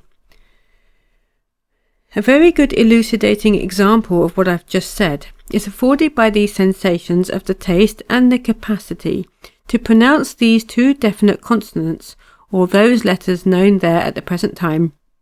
and used among almost all the contemporary beings who breed on all parts of the surface of your planet, and which passed to them through the ancient Greeks from times long past. The said 2 letters were called by the ancient Greeks theta and delta. Here it's interesting to notice that your favourites of very ancient times especially used just these two letters for giving distinct names to two quite opposite things. Namely, they used the letter theta in words which expressed ideas relating to the notion of good, and the second letter delta they used in words relating to the notion of evil, as for example theos, that is God, and daimonon, that is demon. The notion and taste of the consonants of both these letters passed to all the beings of the contemporary civilization, but both these different letters having entirely different essences, they for some reason or other indicated by means of one and the same sign, namely the sign th. For instance, the beings of the contemporary community called Russia, however hard they try, cannot pronounce these said two letters at all. Yet nevertheless, they very definitely sense their difference, and whenever they have to use these letters in words with definite notions, then although the letters they pronounce do not correspond at all, yet they correctly sense their difference and do not use one letter for the other. On the other hand, the beings of contemporary community called England still pronounce each separate letter almost as the ancient Greeks pronounced it, but while doing so sense no difference in them, and without the least embarrassment employ for words of entirely opposite meanings one and the same conventional sign in the form of their famous th. For instance, when beings of the contemporary England utter their favourite and frequently used expression thank you, you can clearly hear the ancient letter theta, and when they pronounce the word they like no less and also frequently use the word there, you hear quite distinctly and definitely the ancient letter delta. But all the same, for both these letters they use without any what is called remorse the same universally paradoxical th. However, I think I've talked enough about the terrestrial philology. We had better continue to clear up first the causes why it's been customary among your contemporary favourites to have such theatres everywhere, and afterwards what their contemporary actors do in these theatres and how they manifest themselves there. As regards the question why it became the custom among them to assemble often in considerable groups in these theatres of theirs, it was in my opinion because these contemporary theatres of theirs, and all that goes on in them, happen to correspond very well to the abnormally formed common presences of most of these contemporary three-brained beings, in whom there had been already finally lost the need, proper to three-brained beings, to actualize their own initiative in everything, and who exist only according to chance shocks from outside, or to the promptings of the consequences crystallized in them of one or other of the properties of the organ Kunderbuffer. From the very beginning of the arising of those theatres of theirs, they assembled and now assemble in them for the purpose of watching and studying the reproductions of their contemporary actors. No, they assemble only for the satisfaction of one of the consequences of the properties of the organ Kunderbuffer, a consequence which has been readily crystallized in the common presences of the majority of them, and called ornel, which the contemporary beings now call swaggering. You must know that thanks to the mentioned consequences of the properties of the organ Kunderbuffer, most of the contemporary beings acquire in their presence a very strange need to evoke the expression in others of the being impulse called astonishment, regarding themselves or even simply to notice it on the faces of those around. The strangeness of this need of theirs is that they get satisfaction from the manifestation of astonishment on the part of others regarding their appearance, which exactly conforms with the demands of what are called fashions. That is to say, with just that maleficent custom of theirs which began there since the Tikliamishian civilization, and which has now become one of those being factors which automatically gives them neither the time nor the possibility to see or sense reality. This maleficent custom for them is that they periodically change the external form of what is called the covering of their nullity. Here, by the way, it's interesting to note that it has gradually become the rule in the general process of the ordinary existence of the three-brained beings who've taken your fancy, that the changes of the appearance of the mentioned covering are governed by such beings there of both sexes as have already become worthy to become candidates for Hasnamus individuals. In this respect, the contemporary theatres turned out to be corresponding for your favourites, because it's very convenient and easy for them to show off, as they like to say, their chic coiffures, or the specially tied knot of their cravat, or the daringly bared what is called Cupidarian part of their body, and so on and so forth, while at the same time they can look at the new manifestations of the fashions already actualized according to the up-to-date indications of those same candidates for Hasnamus individuals. To get a clear picture of what these contemporary actors do during their swaggerings in these theatres, you must first be told about yet another exceedingly strange illness, existing there under the name of dramatizing, the predisposition to which illness arises in the presence of certain of them thanks only to the carelessness of what are called their midwives. This criminal carelessness on the part of their midwives is that in most instances, before doing her job, she calls on the way at the house of her other clients and drinks there rather more than usual of the wine offered her, so that while she is doing her job, she unconsciously makes exclamations, fixed in the process of the ordinary existence of your favourites, like the exorcism of what are called their magicians. And at the moment of, as they say, its appearance in God's world, the new unfortunate being first imbibes the words of this maleficent exorcism. And this exorcism consists of the following words: "Hey, you, what a mess you've made."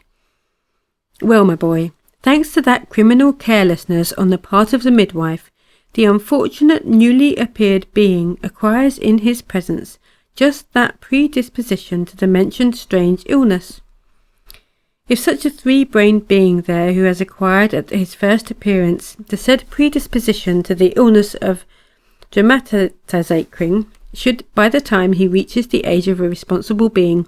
know how to write, and should wish to write something, then he suddenly gets this strange illness, and begins wiseacring on paper, or, as it is said there, composing various what are called dramas. The contents for these works of theirs are usually various events which are supposed to have occurred or which might occur in the future, or finally events of their own contemporary unreality.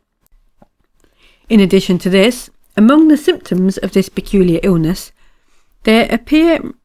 in the common presence of the sick being 7 other very specific particularities. The first is that when this strange illness arises and is already functioning in the presence of a being, particular vibrations are spread around him which act on his environment, as they say, just like the smell of an old goat. The second is that from the change of the inner functioning in such a being, the exterior form of his planetary body undergoes the following changes. His nose is held aloft, his arms, as it is said, akimbo, his speech is punctuated by a special cough, and so on. The third, that such a being always becomes afraid of certain perfectly harmless, natural or artificial formations, as for instance what are called mice, hands clenched in a fist, the wife of the chief stage manager of the theatre, the pimple on his nose, the left slipper of his own wife, and many other formations outside of himself. The fourth particularity makes him lose entirely all capacity for understanding the psyche of the surrounding beings similar to himself. The fifth, that inwardly and also in his manifestations, he criticizes everybody and everything not connected with him himself. The sixth, that the data for the perception of anything objective are more atrophied in him than in all other terrestrial three-brained beings. And the seventh and last peculiarity is that there arise in him what are called hemorrhoids, which, by the way, is a sole thing that he carries with modesty. It usually then further happens that if the sick being has an uncle who is a member of one or other of the parliaments, or if he himself gets acquainted with the widow of a former businessman, or if the period of his preparation for becoming a responsible being has for some reason or other been spent in such an environment or under such conditions that he has automatically acquired the property called slipping in without soap, then what is called the producer, or as he is also called the owner of lambs, takes this work of his and orders the mentioned contemporary actors to reproduce it exactly as it was wiseacred by this being who has fallen ill with this strange illness of acring. And these contemporary actors there first reproduce this work themselves alone, without strangers, and they reproduce it until it is exactly as the sick being himself has indicated, and as the producer has ordered, and when finally their reproduction proceeds without the participation of their own consciousness and feelings, and these contemporary actors themselves are completely transformed into what are called living automatons, then and then only, with the help of those among them who have not yet become entirely living automatons, for which reason they later acquire the name of stage managers, they do the same thing under their direction, but already now in the presence of other ordinary beings assembled in these contemporary theatres. Thus you can now, from all I have said, easily conclude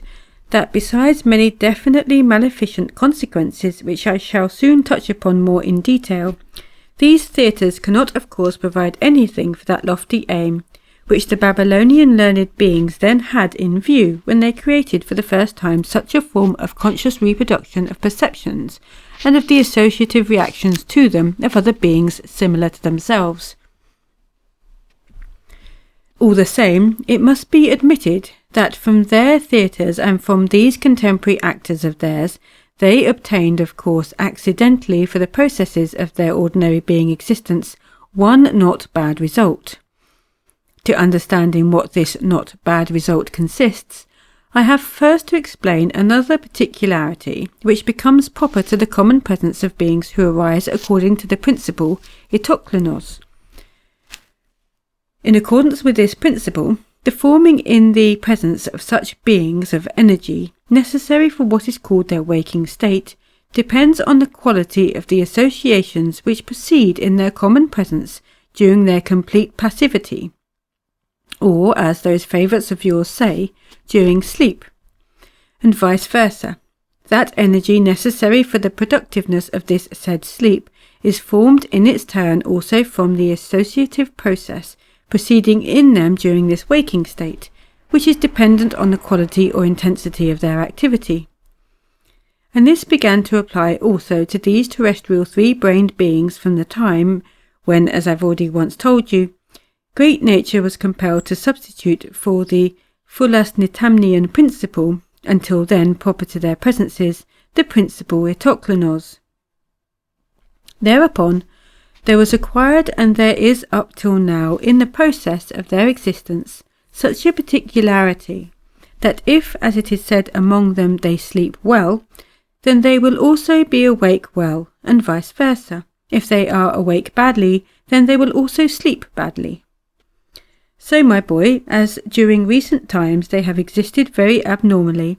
then in consequence the established automatic tempo has even become changed, which had previously more or less helped the proper associations to proceed in them, and as a result they now sleep badly and when awake are even worse than before. And why these contemporary theatres of theirs with their contemporary actors have become useful for improving the quality of their sleep was due to the following circumstances. After the need to actualize being part dog duty in themselves had entirely disappeared from the presences of most of them, and every kind of association of unavoidably perceived shocks began to proceed in the process of their waking state only from several already automatized what are called series of former imprints, consisting of endlessly repeated what are called impressions experienced long ago,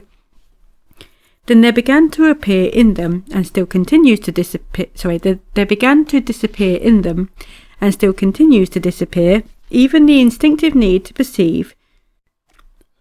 perceive every kind of new shock vital for three-brained beings, and which issue either from their inner separate spiritualized being parts, or from corresponding perceptions coming from without for conscious associations, for just those being associations upon which depends the intensity in the presences of beings of the transformation of every kind of being energy. Okay, we just got a blue tip. Coming from without for conscious associations, for just those being associations upon which depends the intensity of the presences of beings of the transformation of every kind of being energy. During the latter 3 centuries, the process itself of their existence has become such that in the presences of most of them during their daily existence, these being confrontative associations almost no longer arise, which usually proceed in 3-brained beings, thanks to every kind of new perception, and from which alone can data be crystallized in the common presences of 3-brained beings for their individuality. Well then, when your favourites existing in such a manner in daily life go to these contemporary theatres and follow the senseless manipulations of these contemporary actors, and receive shocks one after the other from every kind of reminiscence already previously perceived, of not less senseless and absurd notions, then during this waking state of theirs they willy-nilly obtain more or less tolerable being associations, so that when they go home and go to bed, they sleep much better than usual. And although indeed these contemporary theatres, with all that proceeds in them, happen to be in this way, but of course only for today, an excellent means for the better sleep of your favourites, nevertheless, the objectively evil consequences of these theatres for beings, and particularly for the rising generation, are incalculable. The chief harm for them from these theatres is that they are an additional factor for the complete destruction in them of all the possibilities of ever possessing the need proper to the 3-brained beings, called the need for real perceptions. They have become such a maleficent factor chiefly owing to the following. When they go to their theatres and sitting quietly look on at every kind of varied, many-sided, even though senseless manipulations and manifestations of their contemporary actors,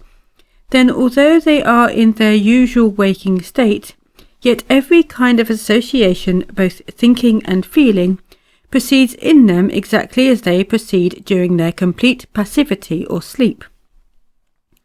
Namely, when they receive a large number of accidentally corresponding shocks for stimulating the shocks already fixed, and previously perceived and automatized in a series of impressions,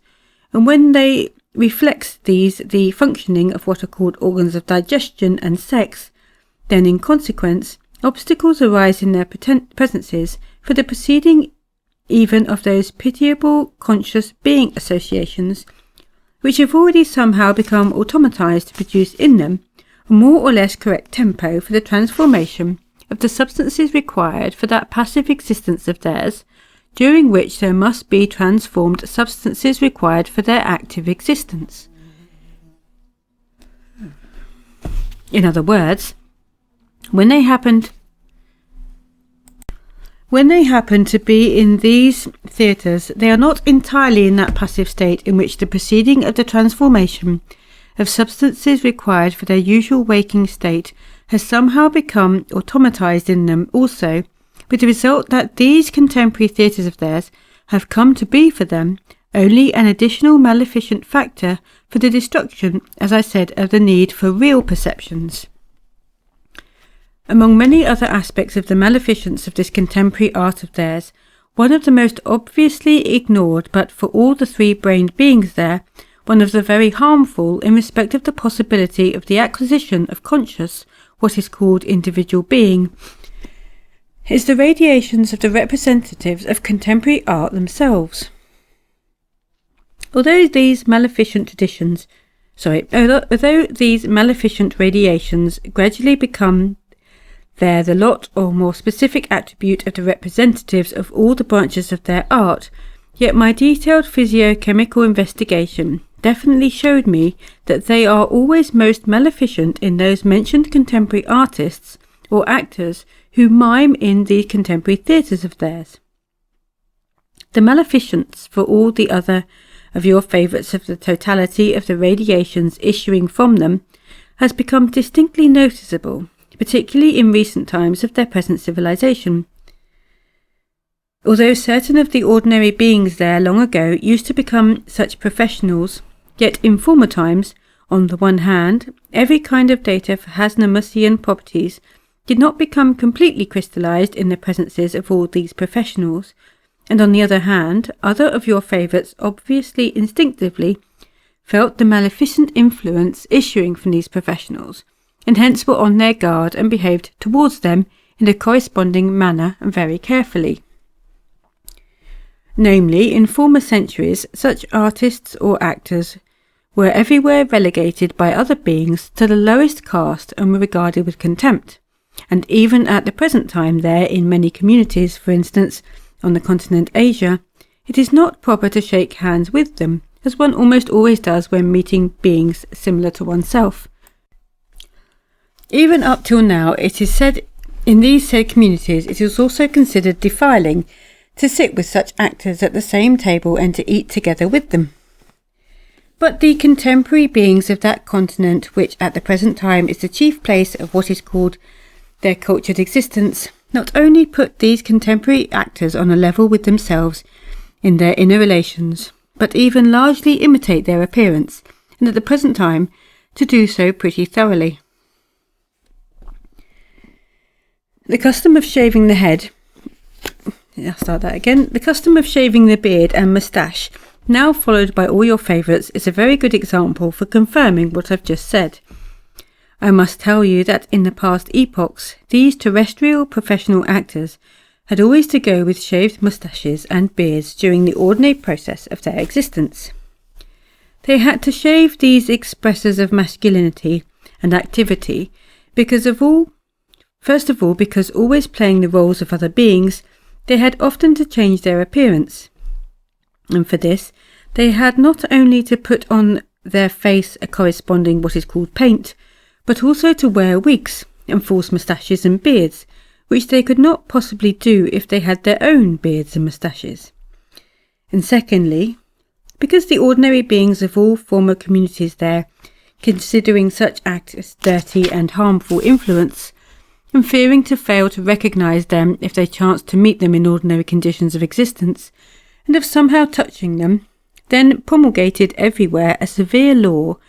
that the beings of the profession of artists or actors have always to shave their moustaches and beards in order to be unmistakable for other beings. While explaining just now to you the cause of the arising of the custom of shaving moustaches and beards among actors there,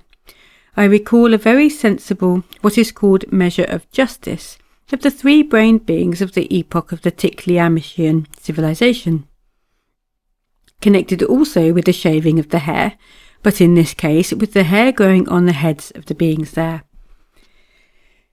A law was then established and strictly enforced that those petty criminals among whom, after trial and sentence by 7 elderly beings of the given district, had been assigned to one of the 4 already previously established categories of immorality and crime, with which beings of all what are called their prisons are now usually crowded, should for a definite term go about always and everywhere with one of the 4 corresponding sides of their heads shaved,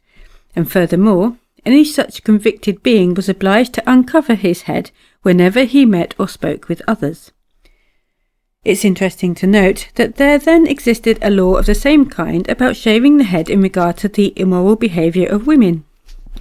And namely, in regard to women, a sentence existed and was also very strictly enforced in this instance by 7 elderly local women who had earned respect by their previous conduct.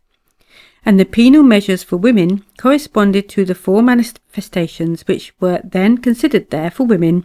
as the greatest laxity and immorality. Namely, if all her neighbours noticed, and all the 7 mentioned elderly women confirmed it, that the given woman had behaved without due regard to and negligently towards her family duties, then according to the law she had for a definite term to appear everywhere with painted lips. But if various women noticed that she had begun to manifest toward her children with a weakening of her maternal impulses, then under the same conditions, those around her condemned her to go about everywhere, also for a definite term, with the left half of her face made up and painted white and red. And a woman who attempted to violate her chief, what is called wifely duty, that is, who deceived or who only tried to deceive her legal husband, or who attempted to destroy a new being conceived in her, was obliged by the same procedure to be always and everywhere, also for a definite term, made up and painted white and red, this time over the whole of her face. At this point of the tales, Beelzebub was interrupted by a hoon with the following words: "Your right reverence, all your explanations concerning terrestrial art and those three-brained beings there who now practice it, and are so to say its representatives, and particularly your elucidations concerning the contemporary comedians there or actors, have suggested to me to use all the impressions fixed in my common presence, which I took in during my last stay on the surface of this planet Earth, which has taken our dear Hussein's fancy, and to give him a good piece of very practical advice." Having said this, Ahun intended to look expectantly at the face of Beelzebub, with his usual glance, that is, without blinking, for a long time. But as soon as he had noticed his usual, though always sorrowful yet kind and indulgent smile, he, without waiting for the requested permission, and as if confused, at once turned this time to Hussein and spoke as follows: "Who knows, maybe, our dear Hussein, you will indeed have to be on that planet Earth, and to exist among those peculiar three-brained beings who've taken your fancy." And this time, again keeping the style and intonations of Beelzebub himself, he continued: "It's just for this reason that I now wish to initiate you for any eventuality into the results of the various impressions which I involuntarily perceived concerning the resulting types, as well as concerning the particularities of their manifestations of those said contemporary representatives of art there. You must know that those beings who are assumed to be the adepts of the contemporary art which is adorned with a false halo are not only put on their own level by the other three-brained beings there of the contemporary civilization, particularly during the several latter decades, and imitated by them in their exterior manifestations, but they are always and everywhere undeservingly encouraged and exalted by them. And in these contemporary representatives of art themselves, who really in point of their genuine essence are almost non-entities, there is formed of itself without any of their being consciousness a false assurance that they are not like all the rest, but as they entitle themselves of a higher order, with the result that in the common presences of these types, the crystallization of the consequences of the properties of the organ Kundabuffer proceeds more intensively than in the presences of all the other three-brained beings there. Just in regard to such unfortunate three-brained beings, the surrounding abnormal conditions of ordinary being existence are already so established that they are bound to be crystallized in their common presences and to become an inseparable part of the general psyche, those of the consequences of the organ Kundabuffer, which they now themselves call swagger, pride, self-love, vanity, self-conceit, self-enamoredness, envy, hate, offensiveness, and so on and so forth. These enumerated consequences are particularly conspicuously and strongly crystallized in just those contemporary representatives of art who are the manipulators of the contemporary theatres there, and they are particularly strongly crystallized in them because always performing the roles of beings similar to themselves, whose being and significance in the process of their existence are ordinarily far superior to their own, and also, as I've already said, being themselves really almost non-entities, they, with their already wholly automatized reason, gradually acquire false notions about themselves. With such an already quite automatized consciousness and completely nonsensical feelings, they feel themselves to be immeasurably superior to what they really are. I must confess, my dear Hussein, that though during our earlier visits to the surface of that planet of yours, and also at the beginning of this last sojourn there, I went about everywhere and had various relations with those three-brained beings who've taken your fancy, I scarcely ever felt in my common presence a genuine impulse of being pity for the infinitely unhappy fate of these favourites of yours, due to circumstances hardly depending on them themselves at all. But when towards the end of that 6th sojourn there, certain of them were formed with the kind of inner presence which is now possessed by all the representatives of almost all the branches of that art of theirs, and when these newly arisen types, taking part in the process of ordinary being existence on the basis of equal rights with the other three-brained beings there, happened to get into the field of the reception of my sight, with their already exaggerated inner abnormal what is called being self-appreciation, then they served as a shock for the beginning of the arising in me of the impulse of pity, not only for them themselves, but also for all these unfortunate favourites of yours in general. Try now to give your attention not to all the three-brained beings in general, nor to the other representatives of their contemporary art, but just to those who have become and have acquired the title of artists or actors. Every one of them really being in respect of genuine essence almost what is called a non-entity, that is, something utterly empty but enveloped in a certain visibility, they've acquired gradually such an opinion of themselves by means of favourite exclamations always and everywhere repeated by them themselves, like genius, talent, gift, and still a number of other words empty also like themselves, that is, as if among similar beings around them they have only divine origin, only they are almost God. Now listen and try to transubstantiate for use at the proper time in the corresponding parts of your common presence my really very practical advice. This practical advice of mine is that if for some reason or other you should have to exist, particularly in the near future, among the three-brained beings of that planet Earth which has taken your fancy, I say in the near future because the presences of these three-brained beings who have taken your fancy, and all the already fixed exterior conditions of their ordinary being existence, frequently degenerate, and if you should have some work or other there, proper to every conscious three-brained being, which has as its basis the aim of attaining welfare for surrounding beings, and the fulfilment of which depends partly on them themselves, then in whatever community of the contemporary civilization this may proceed, if you should have to meet in the interests of your work these contemporary terrestrial types in what are called their circles, you must never fail to be very, very careful and take every kind of requisite measures to keep on good terms with them. Why must you be so careful towards just them? And in order that you may in general better represent to yourself and understand from every aspect these terrestrial contemporary arisen types, I must without fail mention two further facts which became quite clear there. The first is that, owing as always to the same conditions of ordinary being existence abnormally established there, and also to the existing illusorily inflated maleficent idea of their famous art, these representatives of art gradually became crowned, as I've already said,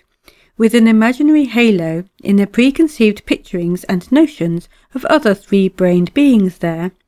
and thereby automatically acquire an undeserved authority, in consequence of which all the rest of your favourites always and in everything assume that any opinion they express is authoritative and beyond dispute. And the said fact is that these contemporary types who have recently arisen there acquire as they are formed a corresponding inner presence that permits them to become, quite unconsciously on their part, just as easily somebody's slave, as thanks merely to chance exterior conditions, they can become his worst enemy. That is just why I advise you to be very, very careful not to make enemies among them, so as not to make a lot of trouble for yourself in the actualizing of your affairs. Well then, dear Hussein, the very simus of my advice to you is that if you should indeed have to exist among the beings of that planet Earth, and have dealings with these representatives of contemporary art, then you must first of all know that you must never tell the truth to their face. Let fate spare you this.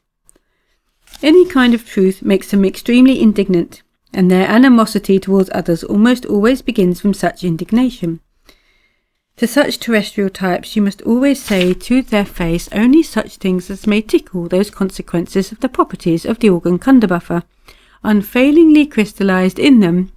and which I've already enumerated, namely envy, pride, self-love, vanity, lying, and so on.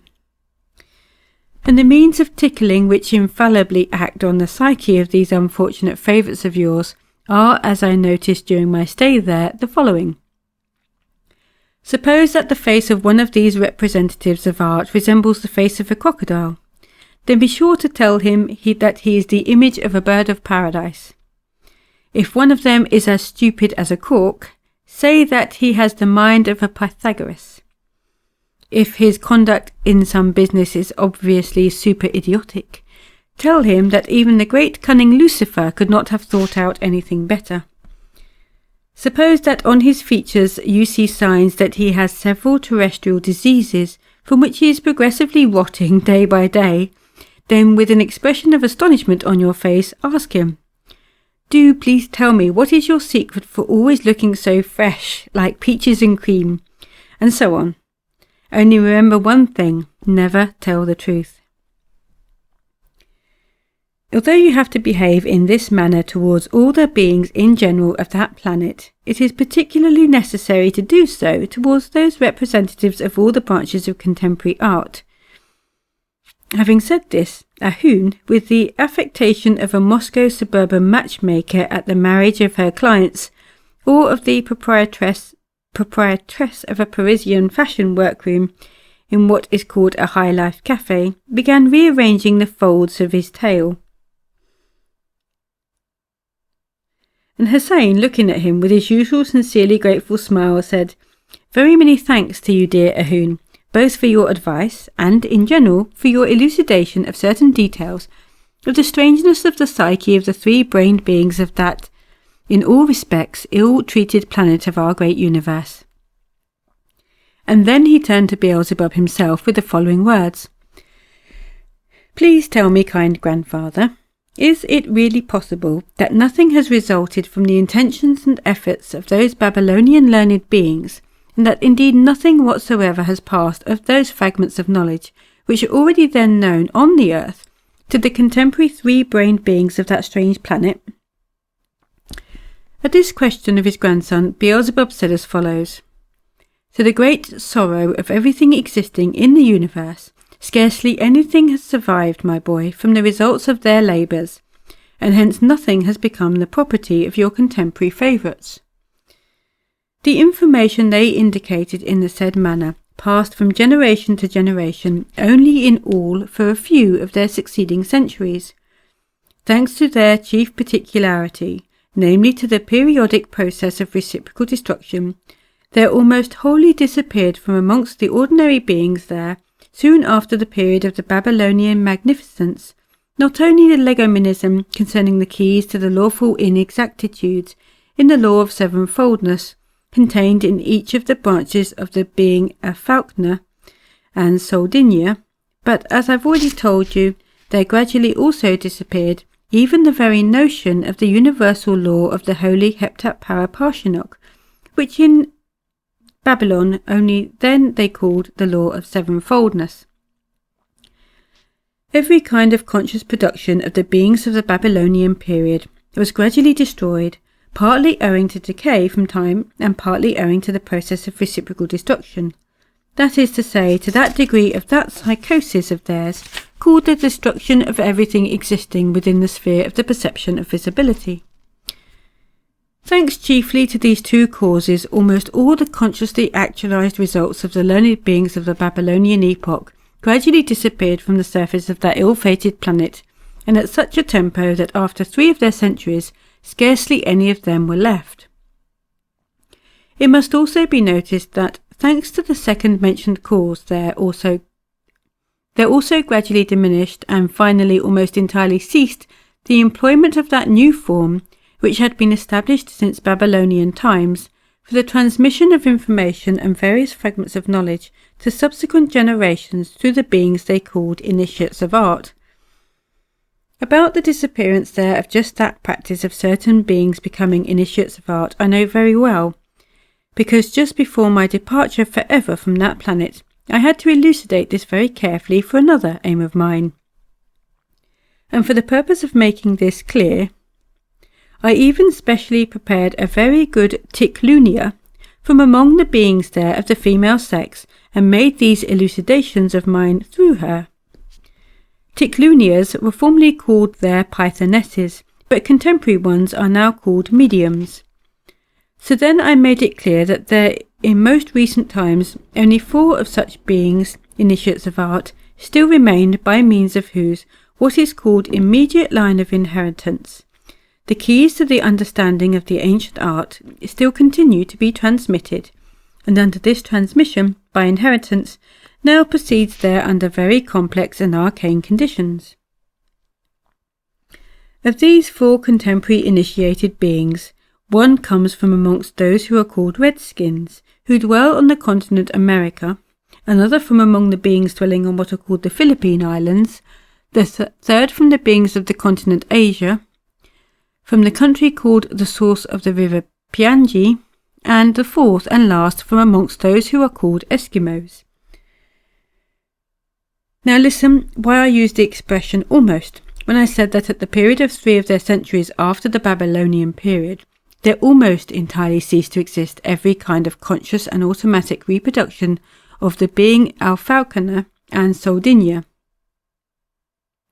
The point is that 2 branches of the conscious hand productions of the beings of the Babylonian period chanced upon favourable conditions, and some of them passed from generation to generation, partly consciously and partly automatically, on the part of the transmitting beings. One of the said 2 branches recently ceased to exist, but the other has reached certain beings of contemporary times almost unchanged. This branch which reached beings of contemporary times is called their sacred dances. And thanks to this branch alone, which survived from the period of the Babylonian learned beings, a very limited number of 3-brained beings there now have the possibility, by means of certain conscious labours, to decipher and to learn the information hidden in it and useful for their own being. And to the second mentioned branch, which recently ceased to exist, was that branch of the knowledge of the Babylonian learned beings which they called the combination of different tonalities of colour, and which the contemporary beings now call painting. The passing of this branch from generation to generation proceeded almost everywhere, but though gradually disappearing also everywhere with the flow of time, it yet proceeded in quite recent times as a still quite regular tempo, both consciously and automatically, only among the beings of the community called Persia. And it was only just before my last departure from that planet of yours, when the influence of beings of a similar profession from the contemporary European culture began to become noticeable also there in Persia, and when the beings of that profession in the community Persia began to wiseacre, that such a transmission entirely ceased. It must also be noticed that in spite of all this, not a few of the still surviving productions of the Babylonian times reached the beings of the contemporary civilization, chiefly the beings breeding on the continent Europe. But these productions which reached the beings of this contemporary civilization are not originals, but only half-decayed copies made by their recent ancestors, who had not become entirely what are called plagiarists. They simply, without suspecting the well of wisdom concealed in them, and without taking corresponding practicable measures, stuffed into what are called museums, where these old copies are gradually either totally destroyed or partially mutilated by frequent copyings from them, made by means of various eroding and oxidizing compositions, as for instance alabaster, fish glue, and so on. only so that the copyists might swagger before their friends, or cheat their teachers, or achieve some other Hasnamussian aim.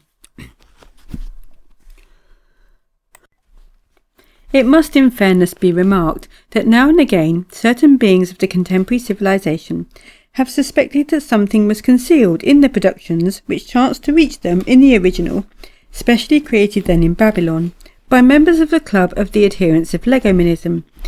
or in those copies which were made during their transmission from generation to generation by various conscientious professionals, that is, by such professionals to whom, as I've already said, it was still not quite proper to plagiarise, and who therefore did not resort to the detailed remaking of others' productions in order to give them out as their own. And thereafter, while searching very seriously for this something, certain of those inquiring beings of that European civilization even found in them a certain definite something or other. For instance, at the beginning of the contemporary European civilization, one of these beings, a certain monk named Ignatius, who had formerly been an architect, attained even to the possibility of deciphering the hidden knowledge and useful information in the productions of almost all the branches of what was already called ancient art, which had reached him from the Babylonian epoch. But when this monk Ignatius was about to share what he called this said discovery of his with other beings there like himself, namely with two of his what are called comrades, monks, together with whom he as a specialist had been sent by his abbot for the purpose of directing the laying of what are called the foundations of a temple, which later became famous, then for some trifling reason ensuing from the consequences of one of the properties of the organ Kunderbuffer crystallized in them, called envy, he was murdered while asleep, and his planetary body was thrown into the water space surrounding that small island on which it was proposed to erect the said temple. The said monk Ignatius arose and was formed for the being of a responsible being on the continent Europe. But when he reached the age of a responsible being, then with the aim of enriching himself with information concerning the profession which he had made the aim of his existence, namely the profession there called architecture, he left for the continent of Africa. And just he it was who entered as a monk into the brotherhood which existed on the continent Africa, under the name of the Truth Seekers. And afterwards, when this brotherhood migrated to the continent Europe and increased, and when its brethren began to be called Benedictines, he himself was already an all the rights possessing brother of this said brotherhood. The temple I referred to exists there even up till now, and is called, it seems, Mont St. Michael. In this Europe, still several other inquiring beings noticed from time to time lawful inexactitudes in the works of various branches of art which had reached them from the ancient times, but no sooner did they find the key to the understanding of these inexactitudes than their existence came to an end. Still one other, that is, another being from that continent Europe, also noticed them, and continuing to interest himself further and labouring perseveringly, he began fully to decipher the productions of almost all the branches of art. And this wise terrestrial three-brained being was named Leonardo da Vinci. At the conclusion of my present tale about the terrestrial contemporary art, I might as well, I think, remark about yet one other of the many specific particularities of just those beings of the contemporary civilization who are occupied with this famous art. This specific particularity of theirs is that whenever one or other of the mentioned beings, namely of the beings who notice in various productions which have reached them from ancient times some very lawful illogicality, and begin to produce the given branch in quite a new manner, perhaps in order to make the said lawful illogicality practically clear to himself, then most of the beings around him belonging to the profession of the same branch at once become his followers, and begin doing supposedly the same thing, but of course without either aim or sense. And it's just because of this said specific psyche of the beings there, representatives of contemporary art, that on the one hand knew what are called movements of art always arising there among your favourites, and on the other hand that those which are somehow arranged rightly by the preceding generations, even though only after a fashion, are constantly dwindling. Although this proceeds among your representatives of all the branches of contemporary art, yet for some reason or other it's the beings who are occupied in the branch they call painting who are most susceptible to it. Hence it is that at the present time there exists among these contemporary professions a great many new movements of painting which have arisen in this way and which have nothing in common among themselves. These new movements of painting are known there by the names of Cubism, Futurism, Synthesism, Imagism, Impressionism, Colorism, Formalism, Surrealism, and many other similar movements whose names also end in ism. At this place in Beelzebub's tale, the hoofs of all the passengers of the trans-space ship Karnak suddenly, as it were, radiated from themselves something phosphorescent. This meant that the ship Karnak was nearing the place of her destination, that is the planet Rivosvadlander. Here a bustling movement began among the passengers preparing to descend from the ship. Beelzebub, Hussein and Ahun ended their conversation and hurriedly began to prepare themselves also.